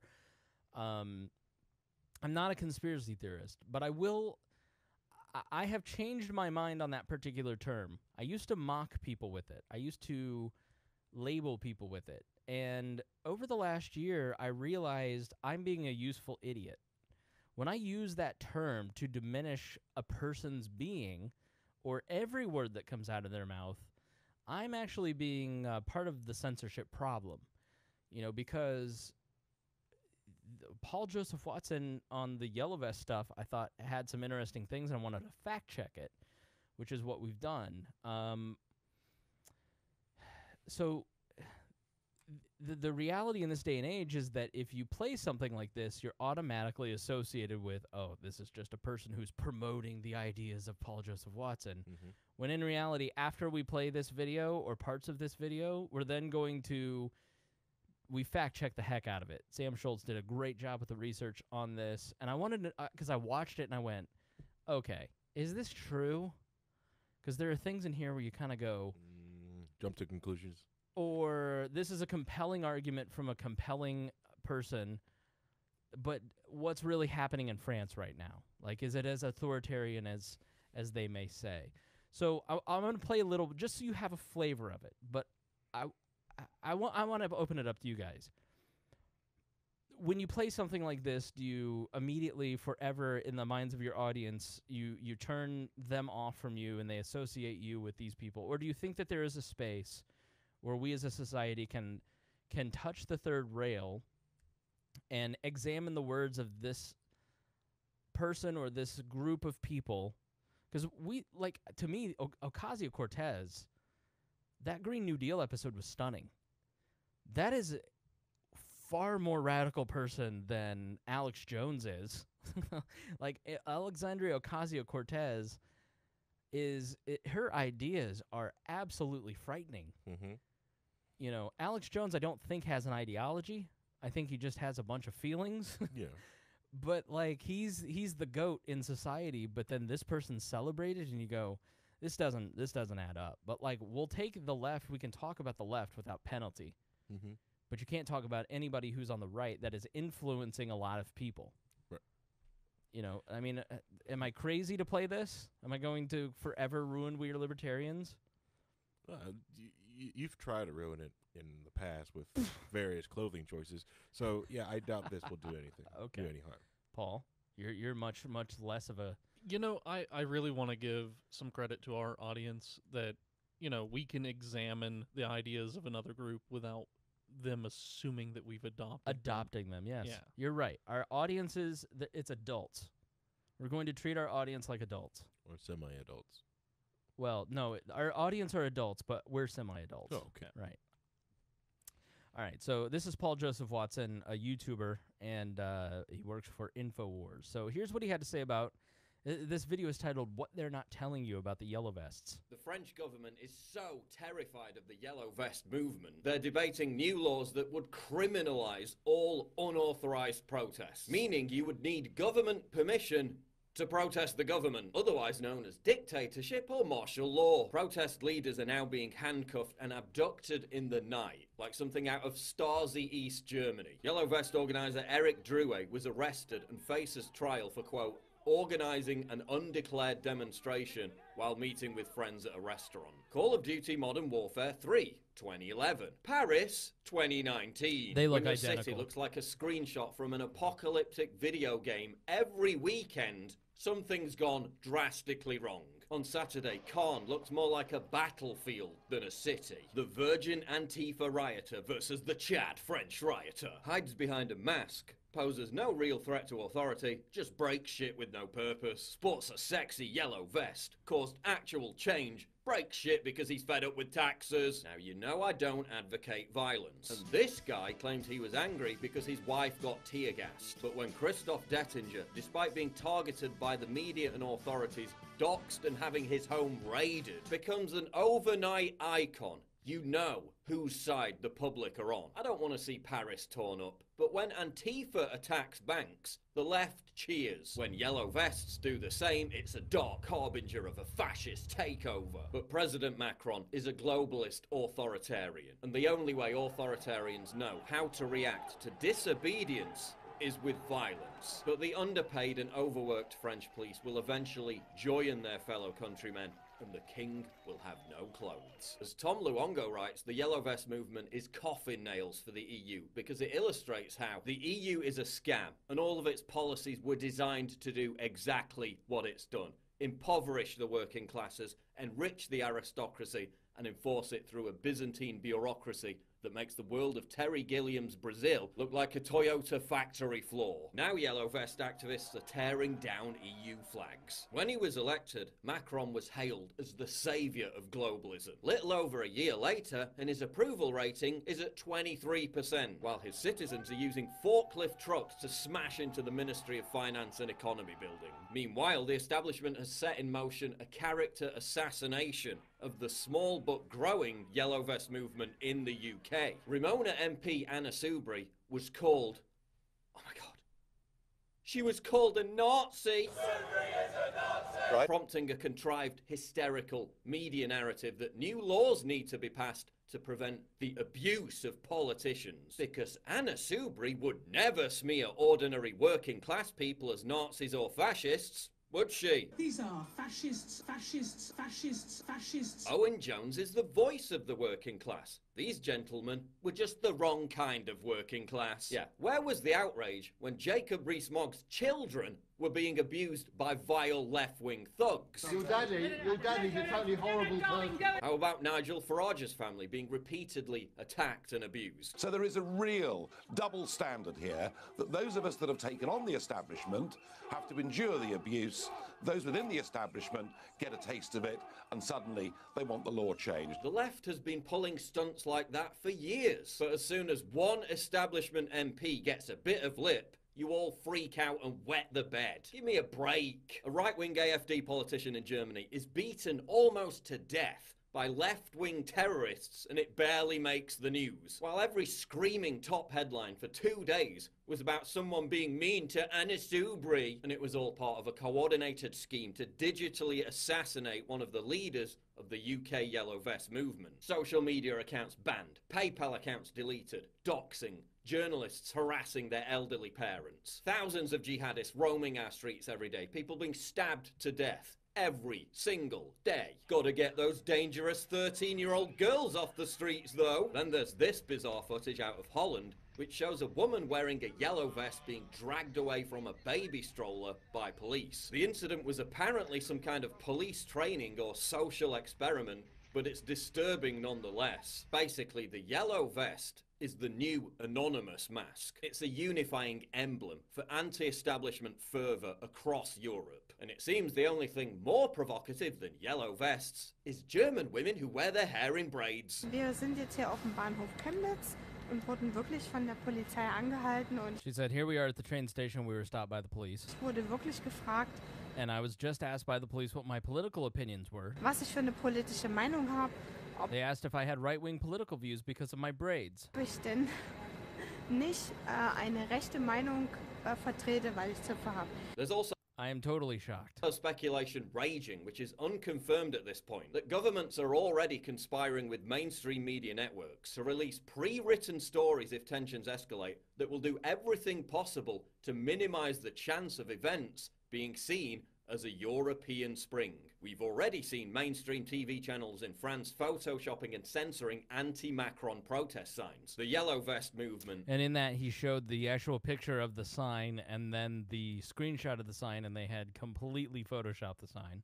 Utterly terrifies the elite because it unites aspects of both the left and the right. As French philosopher Alain de Benoist points out, the Yellow Vest movement is historic because it unites people with shared grievances from both sides of the political spectrum. Let's get one thing clear. The reason the establishment hates the Yellow Vest movement is because the establishment hates the working class. The reason why left-wing mouthpieces like Owen Jones and lovey celebrities hate the Yellow Vest movement is because they hate the working class. The working class are not capable of making important decisions. That's why they are the working class, instead of leaders and professionals. That was one of their tweets. Spent decades disingenuously pandering to the working class while feeling entitled to their vote, while offering them nothing but political and economic betrayal in return. Standards of living sunk, wage growth stagnated, fuel prices skyrocketed, and communities were destroyed, thanks to your myopic insistence on importing millions of migrant wage slaves. Now the working class have finally got wise to it and withdrawn their support, prompting your thinly veiled disgust, elitism and snobbery to be fully revealed in all its fetid repulsiveness. I don't know where the Yellow Vest movement is going, but you can bet for a fact that the establishment's response is going to become more and more brutal, proving once again that globalism can only be pursued at the expense of the freedoms, prosperity, and dignity of ordinary working class people. All right, so the main thrust of an Alex Jones or a Paul Joseph Watson is that the globalist elite, the people who run the banks and the governments of these European countries and the major financial institutions and the Council on Foreign Relations, these global elites, the Hillary Clintons and their foundations, the Atlantic Council, they are seeking to maintain power, maintain political power. They're parasitic on all economies across the world. And as regular people start to rise up, then what you have is these authoritarian-leaning people start to crack down on those folks. And so that is the main sort of argument that you usually will get if you watch an Alex Jones or somebody who is kind of that milieu, that Paul Joseph Watson. And there's some attractiveness to that argument, that the Hillary Clintons of the world, the EU leaders of the world, these are the people who are living off of the hard work, living off of the gains of the people who are just the working poor in these countries across the world. They're eating caviar in Davos while the rest of us are having our wages stagnated. Yeah, McDonald's. Right. They'll give us little things, but, there is some libertarians kind of drift towards that economic global, globalist, I'm anti-globalist and pro-populist message. I think that's why we find some of those arguments attractive. Correct, yeah. But we also see we'll see the strings that are like, you're right, these people are living off our wages by voting for themselves to give themselves raises or just to steal a little bit more and more out of our checks to fund their pet projects that they want to do. Yep. Paul, anything?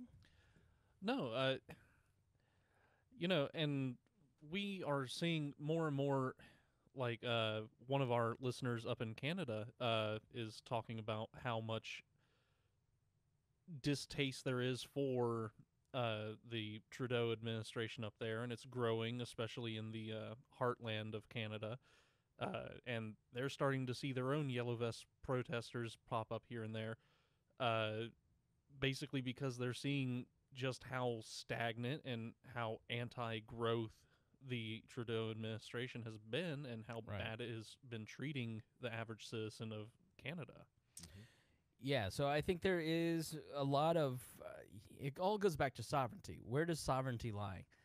And we believe that sovereignty lies with the individual. You, as the listener of this program, are responsible for your life, and no one else is responsible for your life. You should not outsource that sovereignty to any government. You should be responsible for your choices, your body, what you do with it. You can't be drafted into a government to go fight a war that you do not consent to.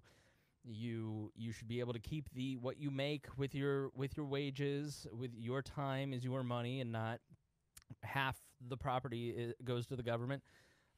So I think there's some commonality there, like global governance or major corporations who feed off of us in a parasitic manner, which I think that's sort of our feeling towards a lot of social media companies and tech companies.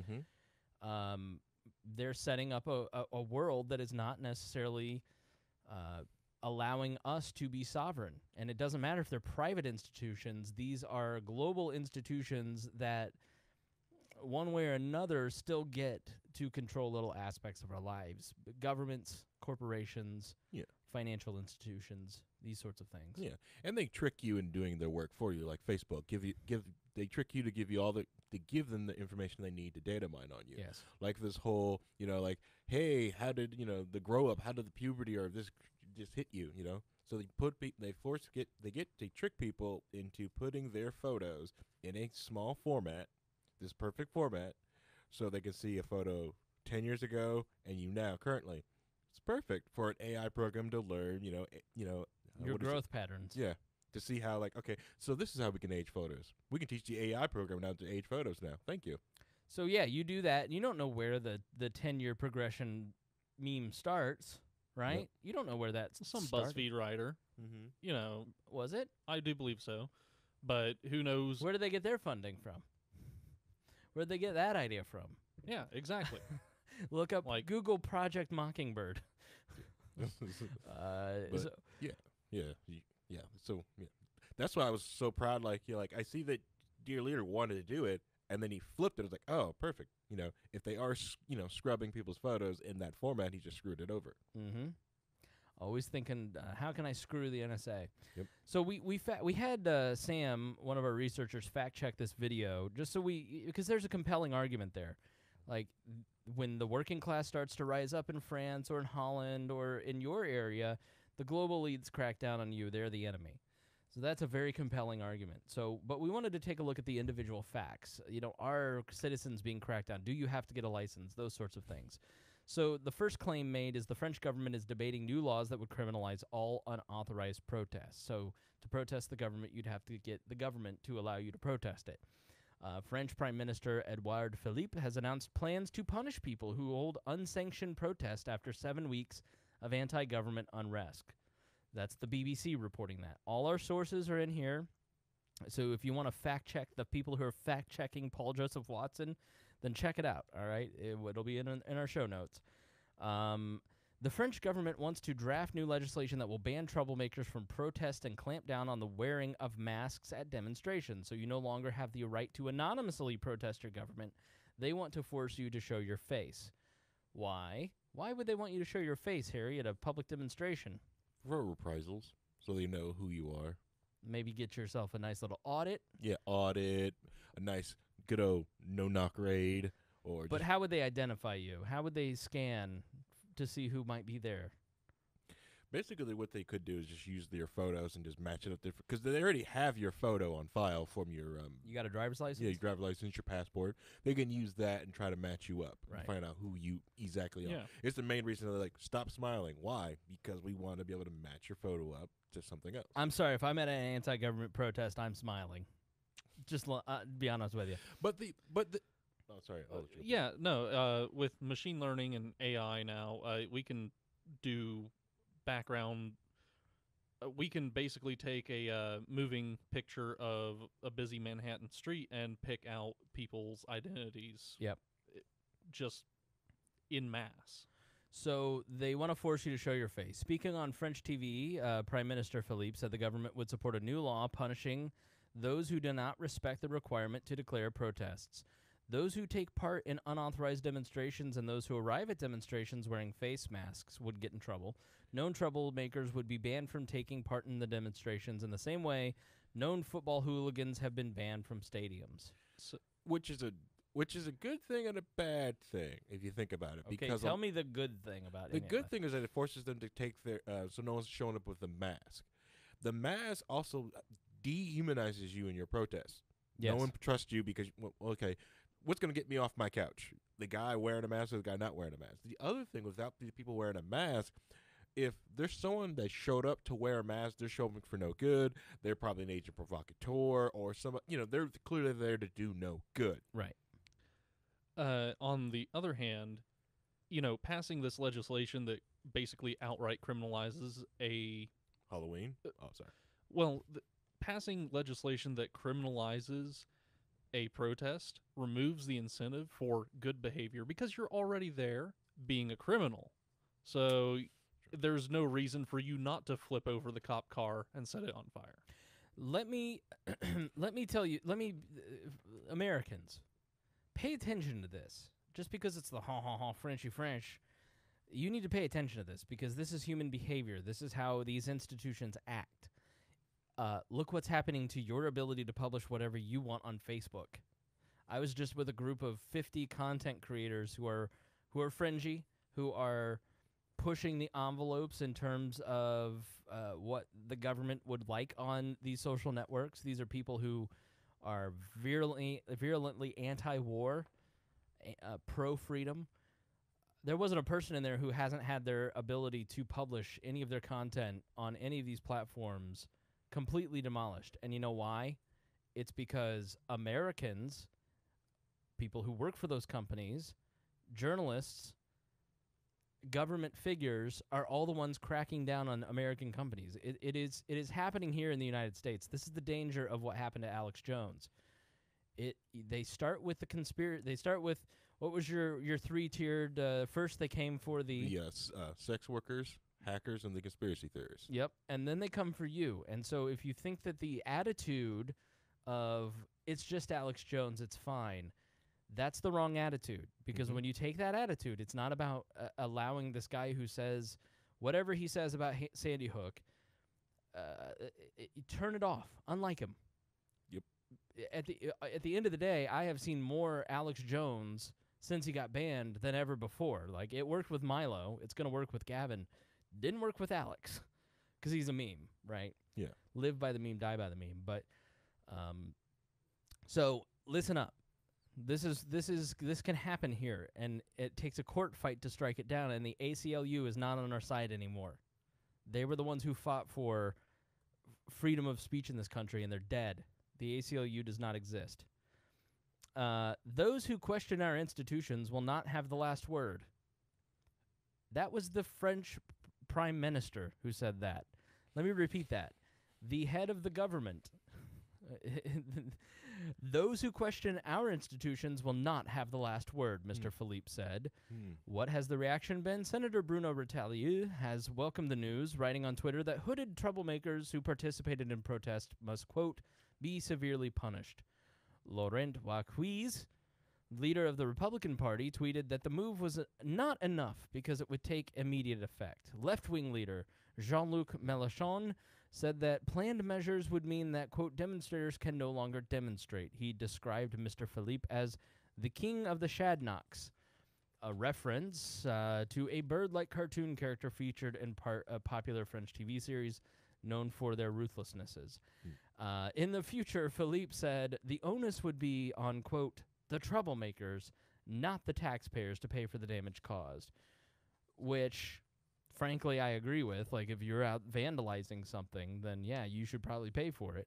But it's France. Right. So, 200-plus years ago, they were chopping people's heads off there. So, claim number 2, protest leaders are now being handcuffed and abducted in the night. So is this true? Are they being handcuffed and captured, disappeared in a Western country?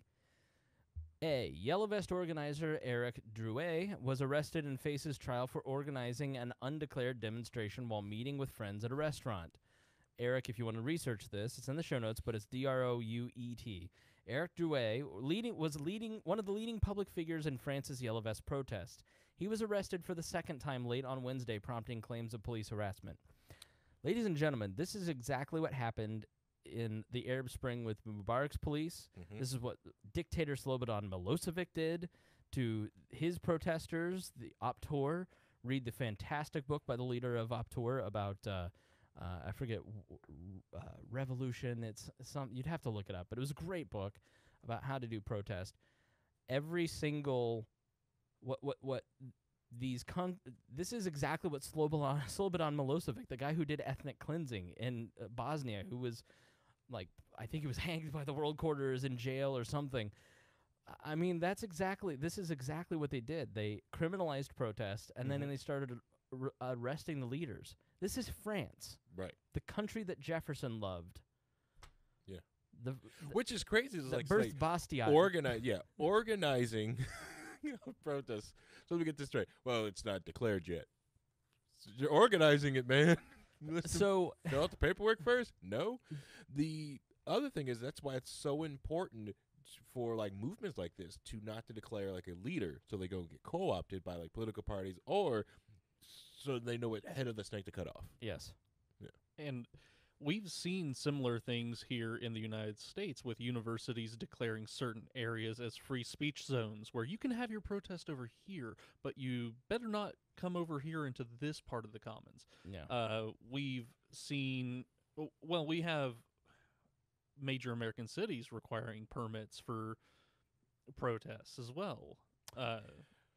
If you think about, remember Ferguson, they basically marched these people. They forced them. Couldn't stop. Nope, can't stop. Got to keep moving. So what was his great crime? Now, second time he was arrested in a Western country. Yeah. Like, what do you think Eric Drouet did? What horrific act could he have been planning?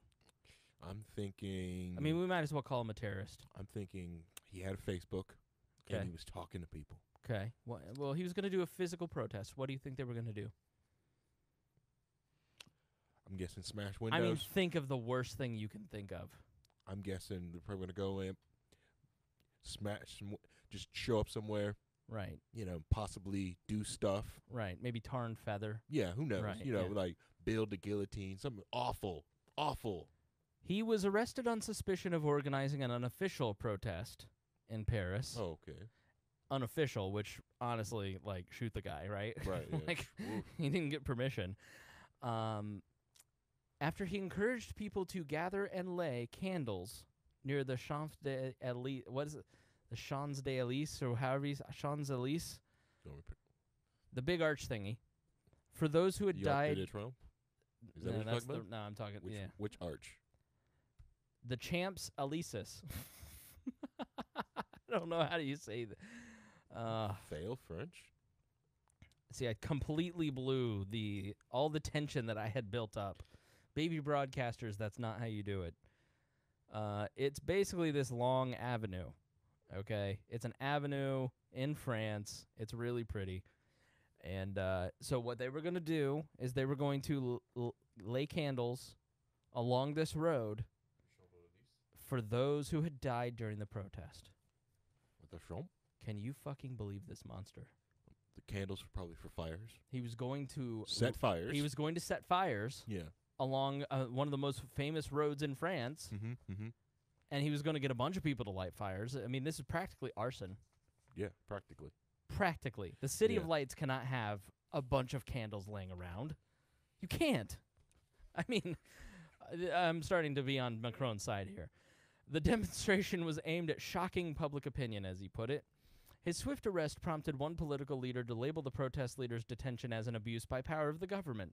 I mean, I honestly may not have gone far enough. Everything that happens here is political, he told reporters after his release. We have been questioned at least 4 or 5 times on the same topics. So how did Drouet become a leader? This man is 33 years old. He is a truck driver who rose to prominence during the emergence of the Yellow Vest, the Gillette jaune, or Yellow Vest movement in October and November 2018. I do not speak French, so do not trust my pronunciation. The movement is named after the yellow vest that people are required to keep in their car by law. Drouet is credited with suggesting that angry drivers deliberately block or slow traffic in their area on November 17th, causing enough disruption to attract the government's attention. Some 300,000 people took part in protests the first weekend. His first arrest came on December 22nd during the sixth wave of protesters. So what do you think his crime here was? What do you think he did on this one? I mean, first arrest. It's got to be big, right? But maybe it's like a gateway. Like, he'd probably just stabbed a lady. Oh, fomenting civil civil like unrest. Arming people with illegal guns in France. Arming babies. Yes, he was arming babies. He was strapping dynamite to children like ISIS. And he was wandering them into the police camps. Yep. Deputy Interior Minister Laurent Nunez said that Mr. Drouet had organized an undeclared demonstration and had changed the planned venue. How dare he? He was charged with carrying a weapon in the form of a baton for taking part in a group formed with intent to commit violence. The lawyer said the baton was just a piece of wood in his bag and argued and argued the arrest was politically motivated and aimed at discrediting him. So he had a piece of wood. He had I have a bat. So a concealed weapon. I have a pencil on my desk that's in the shape of a Louisville Slugger. So technically, it's a baton. Yeah. I mean, I'm a dangerous criminal. You should investigate me. So as America pushes to disarm everyone and to neuter our ability to defend ourselves, pay attention because they're going to find any reason. If you have a magazine in your handgun that you have a legal permit for, but you can squeeze that 8th round in and there's a 7-round limit in your state, they're going to find a reason to arrest you and discredit you. And we have a major cultural problem where the moment you're arrested and charged with a crime, oh, well, yeah, he was doing illegal stuff. That's bad. Yeah, he was a criminal. He was detained again on January 2nd for suspicion of organizing another undeclared protest. This is a real bad dude. After going on social media with a call for action, this time a few dozen people took part and no yellow vests were involved. After his arrest, Mr. Drouet's lawyers told the BBC that his client had not taken part in any demonstration but was simply meeting friends in central Paris. He was simply a participant, not the organizer. So the third claim is that President Macron is a globalist authoritarian. Now, his approval rating is at 23%. That was absolutely true, according to Reuters. It was down 6 points from the previous. The prime minister who said that the institutions will not be questioned is down to 26%. Macron's approval ratings matches the low charted by his predecessor, François Hollande. In late 2013, Hollande was then considered to be the least popular leader in modern French history. The establishment, another claim, the establishment has set in motion a character assassination of the small but growing Yellow Vest movement in the UK. According to a story in the local, one of the featured Yellow Vest movement is in the distrust and even hatred felt by many protesters towards the French media. Although physical attacks are rare, journalists are regularly insulted by protests, called liars, whores, journalopes, and are the targets of hateful attacks and death threats on social media. So the journalists are mad that they're getting called names at these protests, even though they've been willing participants in all of the bullshit that has come from the people like Macron and the Hillary Clintons of the world. Right. People are tired of being lied to. I mean, it's very similar to what's been going on here in the States, as various groups have labeled journalism that they either don't agree with or that they can prove false as fake news. Right. Maybe a little bit more virulent over in France, which, come on, America, step it up. If you're a reporter and you get a quote from a source who works for the government, that's gospel. But if you're just a random person on the street and you tell somebody something, that person has malintent. Like in the mind of journalists, like if I walk up to a journalist, I being someone who has some working knowledge of politics in Indiana, and I told this journalist, hey, this person, Jim Mayer's thinking about running for office, they might believe it. But if they talk to somebody who works in some government, that's maybe a bad example. But like when it comes to the national government, if you have a source who works for who collects a federal paycheck, that person's word is ironclad. It's never questioned. The New York Times, that Trump story that you're hearing all about how the FBI investigated him, you mean the investigation with Page, Strzok, McCabe? Like, the person quoted in the article was Lisa Page, and they gave absolutely no context that this was the person involved and had her conduct demolished by texting with Peter Strzok about Donald Trump and wanting to bring him down.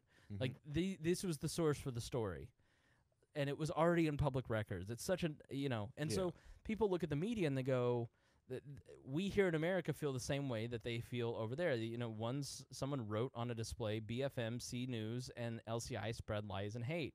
One protester, 43-year-old Michael Bonjour, who was willing to speak to the media, believes that the media in France is censored by the government. I don't think the media has been very fair to the Yellow Vests, he said. They've really focused on violence from our side, which I admit is not good, and it feels like they only half-heartedly show the police violence. I'm not sure it's their fault, though. Maybe they're being censored by Macron, but I definitely don't trust the reports I see in the press. And this is the disconnect. People in America, people in France, people in Britain, people in the Western world see the disconnect between what they see with their own eyes and what they see in the press. Correct. And if you're involved in a local event and you're at a local political event and then you watch it on the TV news, it's like you were at two different events. If you go to the inauguration and you turn on the news, there's two different versions of the same event, and neither one of them are what you went to. It's always and so enough people have gone to enough events or have been involved in enough stuff where they've just gone, I don't think you're telling the truth about this stuff. Like, nothing's adding up. So another protester, Letitia Diat, said that she didn't trust the reports she saw. The 38-year-old said that the violence she'd seen on the Yellow Vest side was a result of frustration with the police. Quote, I've been to several of the protests in Paris, and the things I've seen, police officers hitting people who weren't doing anything wrong 4 or 5 times, sometimes over the head, horrible injuries with people covered in blood. Then you watch the news, and you just see the Yellow Vest trying to attack the police when, in my experience, that only happens once the police get aggressive. And so you're seeing people on YouTube. Good luck trying to find a YouTube video on the Yellow Vests that isn't from some major media outlet in France. Good luck. The ability to... The only way that you can actually see some of the videos that you see on, like, Paul Joseph Watson's videos are, like, to really, really, really, really dig for them. Yes. You know? And like, the only source of the video that I could find was retweeted by David Duke, so I was like, I'm not going to touch that one. Yeah. So, you don't see the protester side of things. And then, so that's why when I watched this, I was like, wait a minute, this is not what I'm seeing when I watch the BBC. Like, I'm seeing something totally different, this Paul Joseph Watson thing. So that's why I had the researchers look into it. And this is just amazing stuff. Like, this validates kind of what he said in that video. Protesters say the media coverage is one-sided and biased, with only incidents of violence being reported shortly before Christmas. And that's always how it is. That's why you can never get violent at a protest. That's all they report on. That's why King was such a genius with nonviolence, and why nonviolence is the only way to overthrow an authoritarian regime. Optor did it. It is the only... You have to resist, because if the image is the police kicking your head in and you're not fighting back, that's a powerful image. Because Mr. and Mrs. America watch Bull Connor sicking German shepherds on black people in Alabama, and they go, this is not who we are. I may not be for the blacks, but I'm definitely not for that. And so nonviolence, when they see you being abused, it has a real impact. Shortly before Christmas, a clip from France 3's regional new report went viral, showing a studio anchor cutting off the reporter as she was about to mention incidents of police violence against protesters. It was seized on evidence of media bias, although the TV station said it was simply because they ran out of time. It's like there was a San Antonio TV station that was going to supply someone to CNN to talk about the border. He was a local reporter. But then it was KUSI, I think. And then when CNN found out that the guy was pro-wall and the station's reporting had been like, yeah, people here kind of are for the wall, they canceled him. You know, it's those little things where you just go, yep, you're in the bag. According to Voice of America, which is run by the United States federal government, not allowed to broadcast here because it's considered propaganda. French media denounce against French media denounce against violent Yellow Vest attacks on the press. Journalists covering the protests are increasingly becoming a target of the demonstrations as a result of a lot of this. One of the security agents working with the TV crew was beaten. A reporter was pushed to the ground. They were trying to take away her camera. Reporters Without Borders Secretary General Christophe Delors called on the authorities to take action. So let's go to claim number 5. Number 5, a right-wing AfD politician. AfD is sort of the, they call it the new Nazi party. They don't call it that. The media calls it that. But it's the more right-wing populist Germany First group. In Germany is beaten almost to death by left-wing terrorists and barely makes it in the news.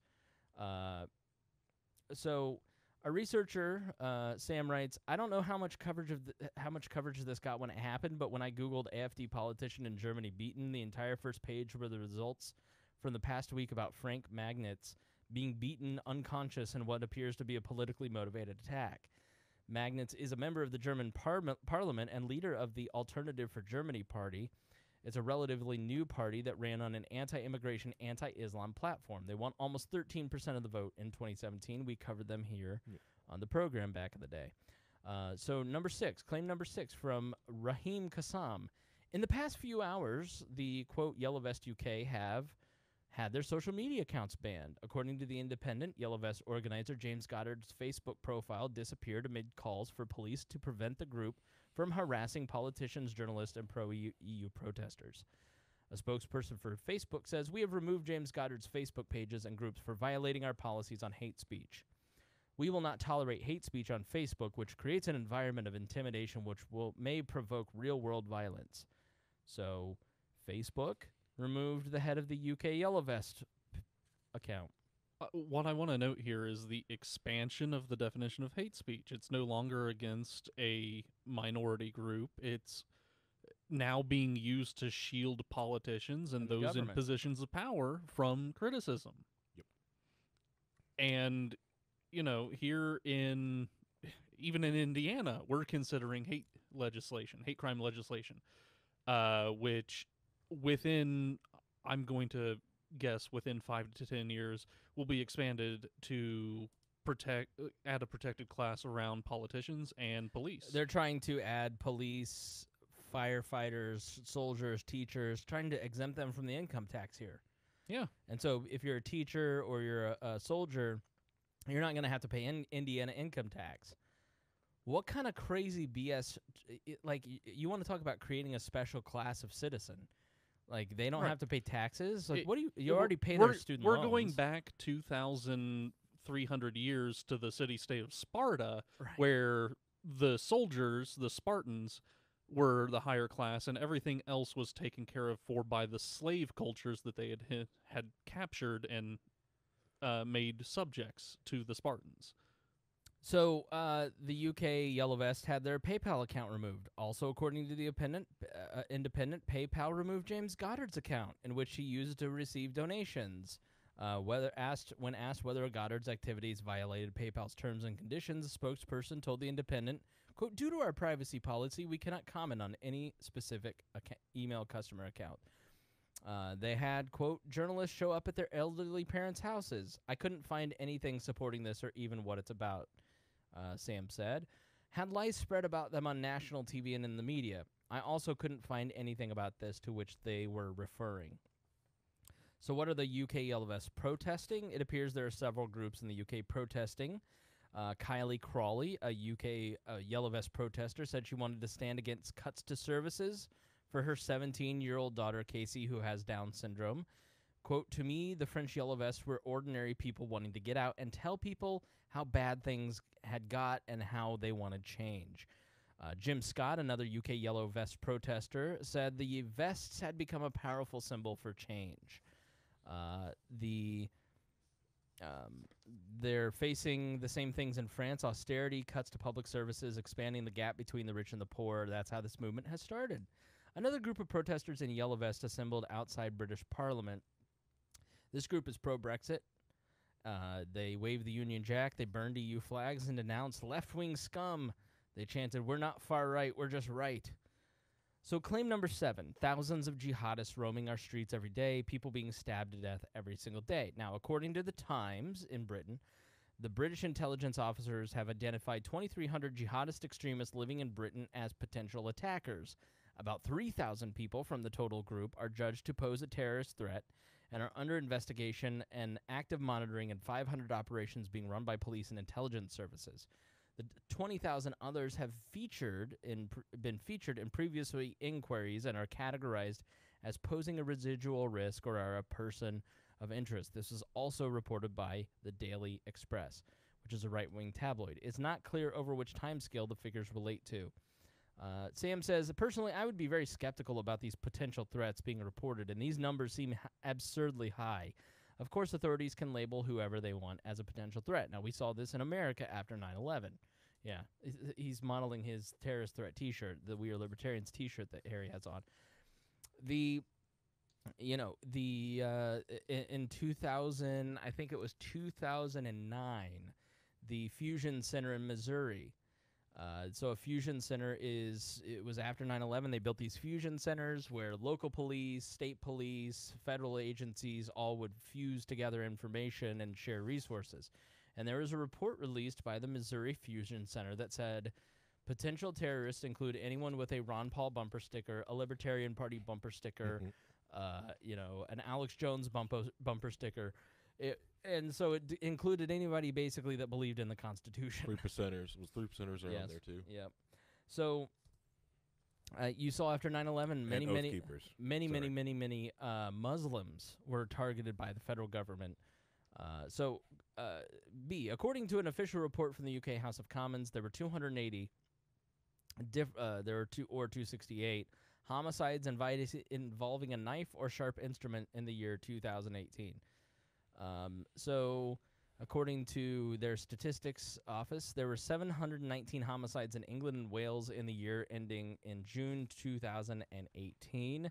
Most violent attacks were in England and Wales. They involved no weapons. It averages less than one claim a day, so people are being stabbed to death every single day. It would be false if we took that literally. You could also take that as a figure of speech, but it's not every day. It's every other day. Violent crimes involving a knife or sharp instrument are still on the rise, with 40,000 offenses in the year of June 2018. Claim number 9, there's also speculation ranging, which is unconfirmed at this point, that governments are already conspiring with mainstream media networks to release pre-written stories if tensions escalate that will do everything possible to minimize the chance of events being seen as a European spring. They want to avoid this being seen as the European spring. It is, and America's spring is coming soon, FYI. Give it 5 years or less. Yeah. Sam said he could not find any evidence that this was actually taking place, that there was any sort of coordination, that they were trying to plant pre-written news stories. Yeah, but we know that news outlets have pre-written material that they can just slap a date on. Salem. Right. Yeah, it's just there to have because it saves them, because if they get it up first, they're the one that gets the most hits, and that's the game that they play. So on the claim that they're that on the mainstream TV channels they're photoshopping and censoring anti-Macron signs, RT reports that absolutely happened. Jean-Baptiste Reddy said he was shocked when he learned that channel France 3 had sanitized an AFP photograph showing him holding a sign that read Macron out. The channel, which dropped the out part or Red's message, blamed it on a human error. So that was the sign that was in the video. How do you humanly error to open Photoshop by accident, select the out by accident, delete it, and match the background color by accident? As a person that spends literally 8 hours a day in Adobe products, it's absolutely impossible. My professional career is Photoshop, Illustrator, Audition. That sounds like somebody picked Premiere. a whole No. bouquet of whoopsie-daisies. Yes. In order to make that happen. So we have identified the human error, and we have taken them out. Now, that came from Sputnik and RT as the news sources, which we always view with suspect, but the evidence is in front of your eyes. You see the video. You see, like, they claim they have a statement on it.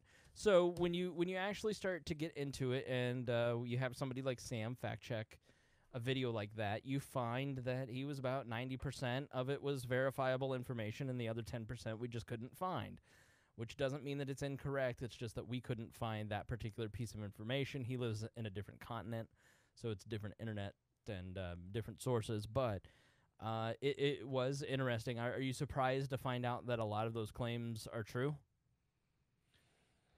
Not really. No, because the this is what they do. Because I trust Paul Joseph Watson more than I trust a government at this point. Which is strange, yeah. Right. Because it's how did I get here? Yeah, because it was the same type of stuff that was going on about the Arab Spring and even the Bundy Ranch stuff going on in the West. They take news articles and they spin it the way they want. Even the Tea Party protests was almost like some of the early brewings of some sort of an American Spring here, but they had they put a leader in there and then allow a political party to co-opt them. Right. Let's give our final thoughts on the Yellow Vest protest. Let's go with Paul. Give Harry some time. He just spoke. Let's break it up with Paul. Well, I'm cautiously optimistic with the Yellow Vest protests. A lot of the things that they are pushing for, I don't agree with, for instance, the social services being offered. But in terms of the protests, they've been promised these things. They've been taxed and paid for these things, and now these things are being cut back. I understand that frustration. I just hope that in a lot of these areas that there are some liberty-minded people there that are going to be able to step up and say, I understand your frustration. Here's how we move forward and build institutions that are going to be able to provide you with what you need without making you dependent on something that is going to be subject to austerity. Right. Good point. It's the same thing they're trying to push here. Like, hey, pay these higher taxes. You will get all these different benefits, but at the end of the day, that we know, you can see that these are unfunded. There's no way you can pay for these things. So when it does come time to actually pay the bill, they can't, and they'll roll them back. They roll them back if they can roll them back in France, which has cheap power and everything else. Hey, what the heck do you think they'll do to you here in the United States or anywhere else in the rest of the world? There's a reason why Brexit is trying to happen. They're trying to get out of the European Union.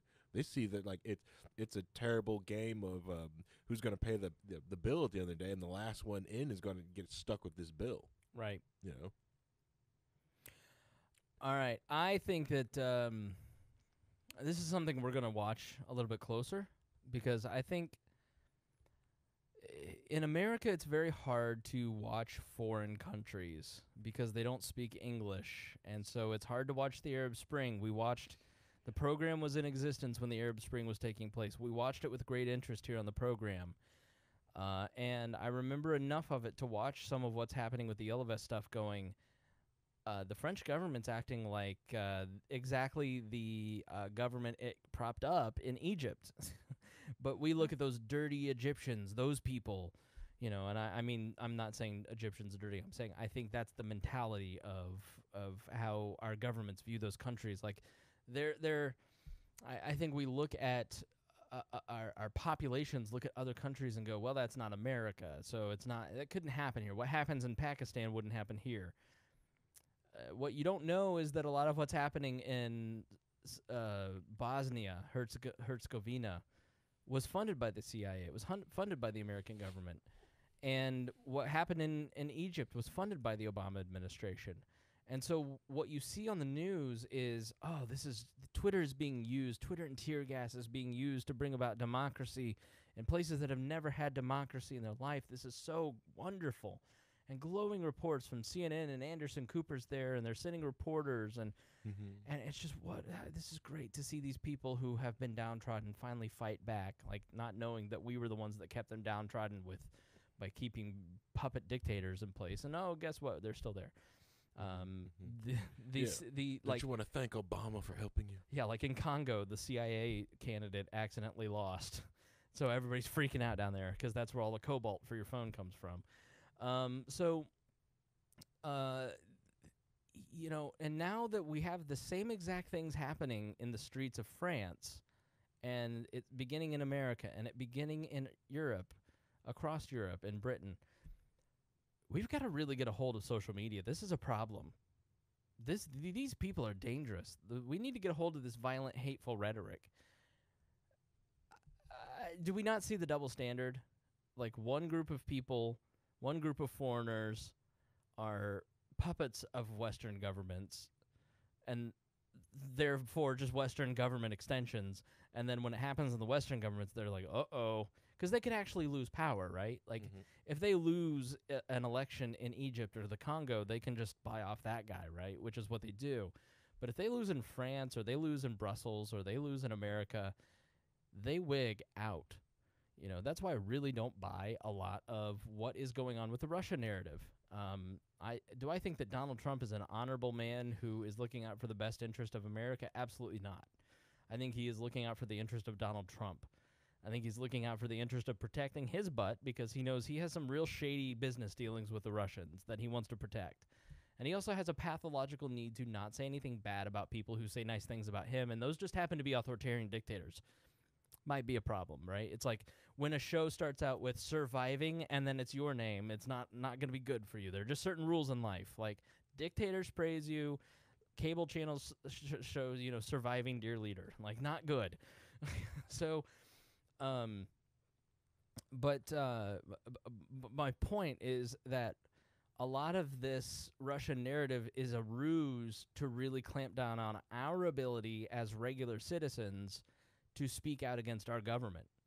And you don't have to be a radical person to understand that that's a problem and want to protect your ability to have free speech. You don't have to side with extremists like Alex Jones or people who are interested like Russia Today or any of those people. But you do have to recognize that your politicians are trying to create backdoors to control the greatest invention in history, which is the internet. And because it threatens them. Yep. It's time to wake up a little bit, right? And start looking out for yourself, looking out for your community, and looking out for your neighbors. And going, I look at somebody like Ocasio-Cortez. I don't think that this is a person who is sitting there scheming to bring about a Trojan horse of socialism in the United States. I think she genuinely believes that her ideas are right and that she can save the planet from destruction if she brings about this plan, right? I'm not going to question her integrity and say that she's an evil person, but I think that people buy into ideas, and the power of ideas have consequences, and one of those consequences is sometimes people push ideas that really have negative consequences and benefit a certain class of people. And, silencing people, silencing political speech on social media just so happens to benefit the more powerful elements of our society and our government. And that's not good for us. And so even if we have to side with an Alex Jones for a period of time to say, I'm going to fight on this hill with this guy, you got to do it. Like, you just have to say, like, yeah, I don't support everything that this guy's about, but, like, this principle of free speech, even on a private platform, is important to me. And as a consumer of your product, sir, I would like you to not silence free speech. Like, I'm looking for an alternative to Patreon. I've lost nearly $100 because, people are pulling off of Patreon. I understand that. I totally get that. I'm working on alternatives because of it. Conversely, let me just say this. I had an alternative that I could not sign up for today because I did not have the working cash flow to do it. I did not have the capital to do it. And so if you pull off of Patreon now, you are going to limit the availability of options in the future, right? So if you're going to pull off of Patreon, you've got to do it now. Then go to wearelibertarians/support, wearelibertarians.com/support. Sign up on PayPal, which isn't great either. Like, guess what, guys? Like, as libertarians who don't support, I support my country. I support politicians of integrity, who are going to reduce the size and scope of government like Justin Amash. But overall, I don't support a lot of what goes on. I'm anti-war. Like, pick a Silicon Valley company that's really going to side with us. For that matter, pick a credit card company that's going to side with us. Right, which you can send checks. I'll send me a note. I'll send you my private address. You can hear to the 616 Studios, the Klozinski Studios, for our good friend Phyllis Klozinski, the very first person that really gave me a cash donation to get things started here at We Are Libertarians. Love Phyllis. Please, prayers for Phyllis and her health. She's making it, but please pray for her. She's a wonderful human being and very important to me. So yeah, like there's Bitcoin donations. There's other ways to donate. But if you don't do that, then I don't have options. I can't leave. I almost get stuck because it's easier to be on Patreon because they do everything. It's like one-stop shopping, right? Yeah. It's a great service. They provide a great service. I'm pissed at them because they provide the best service. They are the best product, but they have decided that they want to be editors instead of a utility. Pornhub is actually creating one, which is weird, by the way. I've read that. I'm not doing that. I know. I'm just saying. I'm not supporting that. No, I'd rather support Patreon than before I'd support Pornhub. To be quite honest. It's a multi-million-dollar company. They're making some big moves. I kind of like some of the moves. Making some big what? Big moves. Okay. Big moves. All right, I heard they make the other one too. Yes, Chris. But what? You don't like the fact that they plow the roads when the government fails? Yeah, they do plow. A lot of plowing. You're not helping. They also have a very You're a child. They also have a very secure VPN connection. They also help support creators. They protect privacy. Honestly, it's like, Right. All right. So that's my spiel. I want to thank the Libertarian Coalition. I want to thank Christy Avery. I want to thank Craig DaCosta and Jason Doolittle. Thank you guys for your patronage at a level that at $100, and one is $125 a month. You guys are all-stars, and thank you to all of our patrons who make all of the financial gears work here. We have lots of big plans that we're talking through, and we really do appreciate your patronage, and you guys make it possible, as well as all of our listeners, just sharing the show.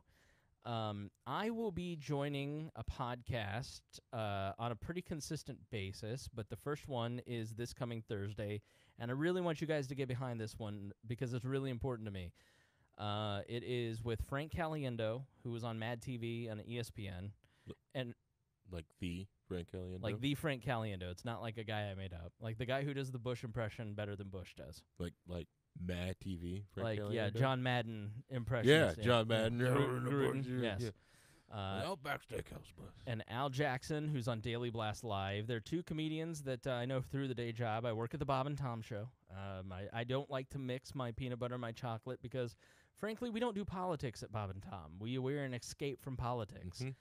And I don't want what I say here to shade any of that, and I never, ever, ever, ever want to use I'm using that opportunity, that job to grow this, because I've done it without that, and I want to continue to do that. But this is an opportunity that I got after I had a conversation last week with Frank when he was at the show, and we had like a 2 or 3 hour conversation about politics and about the goal of the show is can like a bunch of people who have a bunch of different views agree, maybe not on politics, but like at least be agreeable as they talk about it.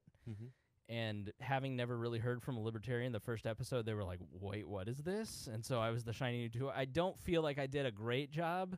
They were really excited about it. So I think people who've never heard of libertarianism are going to like go, wow, this is mind-blowing. Like you guys, I think you're going to be, I feel like I didn't do a great job at it. Like you guys will listen, you tell me, but because I wasn't prepared to talk about that in such an elevator pitchy way. Yeah, so you kind of just gave Babby's first impression of libertarianism, whereas at this point, most of our audience is going to be like, yeah, but what about Rothbard? Right, yeah, that's part of the problem is that I'm in it.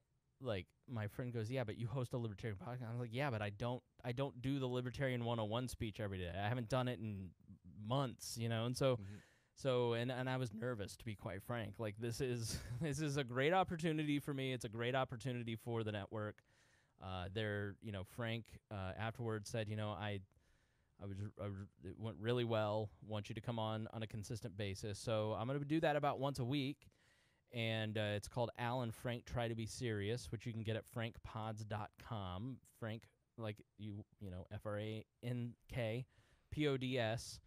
or Al and Frank Try to Be Serious.com. You can find it in iTunes, any of that stuff. So I'm going to be a pretty regular guest, I think. I hope. I look forward to it. I had a lot of fun doing it. And I really want you guys to get behind it. Frank's going to come on the show. Maybe we'll ask him to do some, maybe like a Bush bumper. That'd be kind of funny. You're listening to We Are Libertarians. I don't know what that is. But yeah, I will be joining them hopefully on a regular basis, and very excited about it because it's a great opportunity for me personally to not just like professionally, B, to talk about what we do here, but and the philosophy, but mainly like the mission of the show is to get people from different walks of life who believe different things to converse about big ideas in a way that is friendly. And like that to me at this point is more important than pushing libertarianism. And I think guys who are of Frank and Al's level and who are not political people and who are not trying to push an ideology, they're just trying to understand the world and are smart guys with different points of view and are cultural figures. I think those people can be incredibly important in bringing about some of that change, because if I, an inherently political figure, start a show, I just don't think people buy into that as much as like a disarming listen with Frank, right? Yeah. So I really need this audience to help make an impression there, a good impression, right? Mm-hmm. None of those jokes. Flat out, I'm telling you, that is absolutely banned from here on out, for personal reasons that I won't get into. Like that, be on your best behavior. Do not embarrass your leader. There will be swift consequences if you do. So I just I want this show to work because I think this is the type of show that can help save the country. And we have been talking internally about how do we build a system where we can get 50 or 100 people in every, our goal is in every town or county or city, how do we get 100 people or 1% of the people in that town or 50 people to come together on a regular basis and talk about the issues of their community in a way that is non-threatening, that is based on respect and the dignity of every person participating. Like, how do we build that kind of world? How do we do that? And this is a great extension. Frank and I just realized, like, our goal is the same, and that this is the kind of goal that Americans need to have all around. Like, libertarians, I think sometimes let's go to that social event so we can recruit, so we can get new libertarians. And that's the wrong way to think. Like, the right way to think is let's go there to understand what the Republicans think. Let's go there to understand what the Democrats think. I almost said socialist. Let's go there to think, and like in the first episode, Al called me out and he goes, that word that you're using to me is kind of like a tainted word, and I went, yeah, I never thought of it that way. You're right. So there is that's one of the things that I'm working on. A couple of the things, and then there's some behind the scenes stuff that I'm working on in terms of opportunities. So that second show a week, let's talk about that. I partly don't want to do it anymore because it is just hard to get co-hosts, and it is hard to get everybody in the research team to fire up that second show, and let's do 4 hours of show a week. Now that I'm doing this show that I think I need to spend a little time on, I've got some private consulting things that I'm doing. It's just going to be a little tough to do 2 shows a week. I'm not going to be able to crank out 8 shows a month. We Are Libertarians episodes. Now that we're doing the daily, there's a lot of content, and I don't want to frustrate people. I'm going to do more dailies, so I can be a little more present. And I'm not going to do a second show a week. Like, what I really would kind of like to do is maybe more interviews, maybe get into that a little bit, not talk to kind of some of the same people that you hear from. Like Scott Horton one week was like on 17 different libertarian podcasts, but talk to maybe some Washington intellectuals. So there also will be more Swamp episodes. Rob has shifted his schedule, and he is going to be more committed to doing those Swamp episodes. We've done 4. If you have not listened to The Swamp Explained, Rob was a longtime Washington insider, fly-on-the-wall guy, fascinating person, and he and I are going to be more committed to doing that show on a very regular basis, maybe once a week even. And I may separate that out from the We Are Libertarians feed and put that into its own feed, just because I think it deserves its own standalone thing. So I'm going to be doing more podcasts, but maybe not more. Maybe not under the episode 338 banner, right? So, and trying to get the research team and me and everybody to do 2 shows a week is just, when we're putting out so much so much effort into these shows. It was easy to do 2 shows a week when it was like one show was just everybody'd show up and we'd fuck around for 2 hours. Mm-hmm. And then the other show was like, yeah, we have a couple stories, but we fuck around for 2 hours. Mm-hmm. So these are much more labor intensive. And I just decided over the break that I'm just going to be honest with you that I just don't think I can do The Swamp. Al and Frank try to be serious. We Are Libertarians twice a week.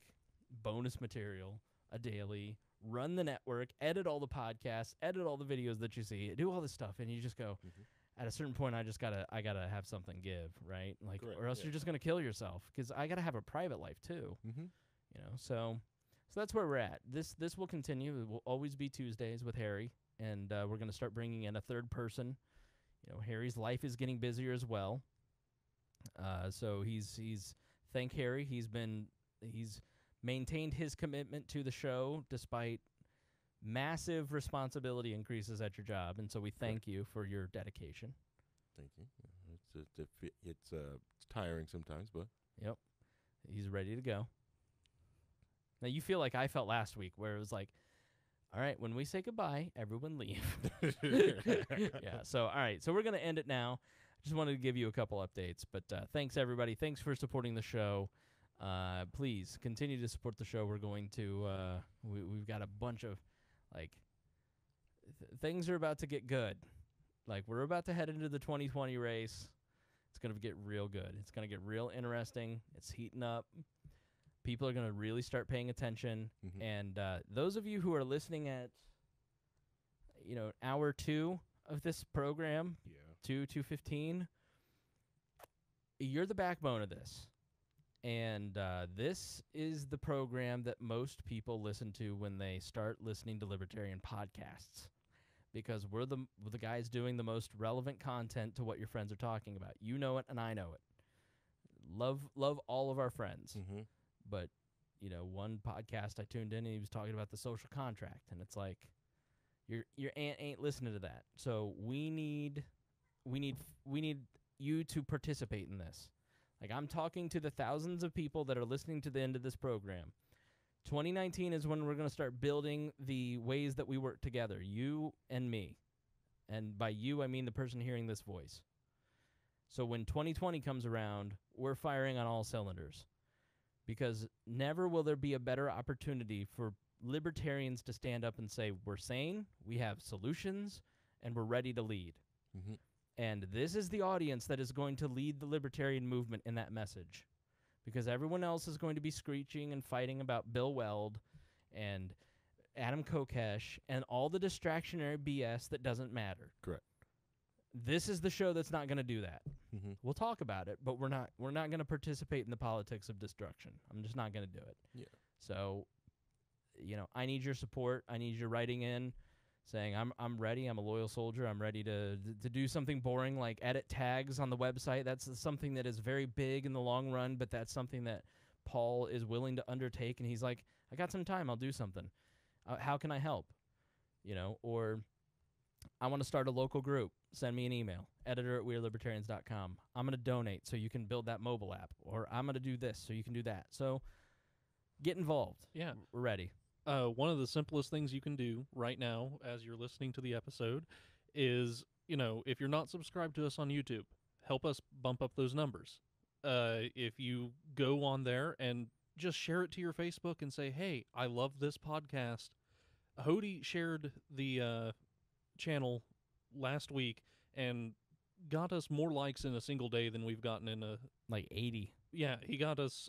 It pushed us up over the threshold to start monetization again. Yep. And that's going to be yet another platform where we are able to reach new people that wouldn't have seen us otherwise. Asterisk if they approve us. Now, you can do that by as Paul was saying that, he's being molested by Mittens, my cat. You might have heard the meowing. She is now sitting front and center on the camera. So that's all the more reason to check it out. So, all right, guys, thanks for watching We Are Libertarians. Thanks for listening to We Are Libertarians. Thanks for participating in this. Thanks to everybody who's following the Instagram. If you're not following the Instagram, Stone is killing it. Like, we went up 1,000 likes on that in 12 days, and it's skyrocketing. So he's doing such a good job with the memes that everybody's paying attention to our memes. Get on there, share them in your Instagram stories. That's just like a little thing that if you see something that makes you laugh, share it.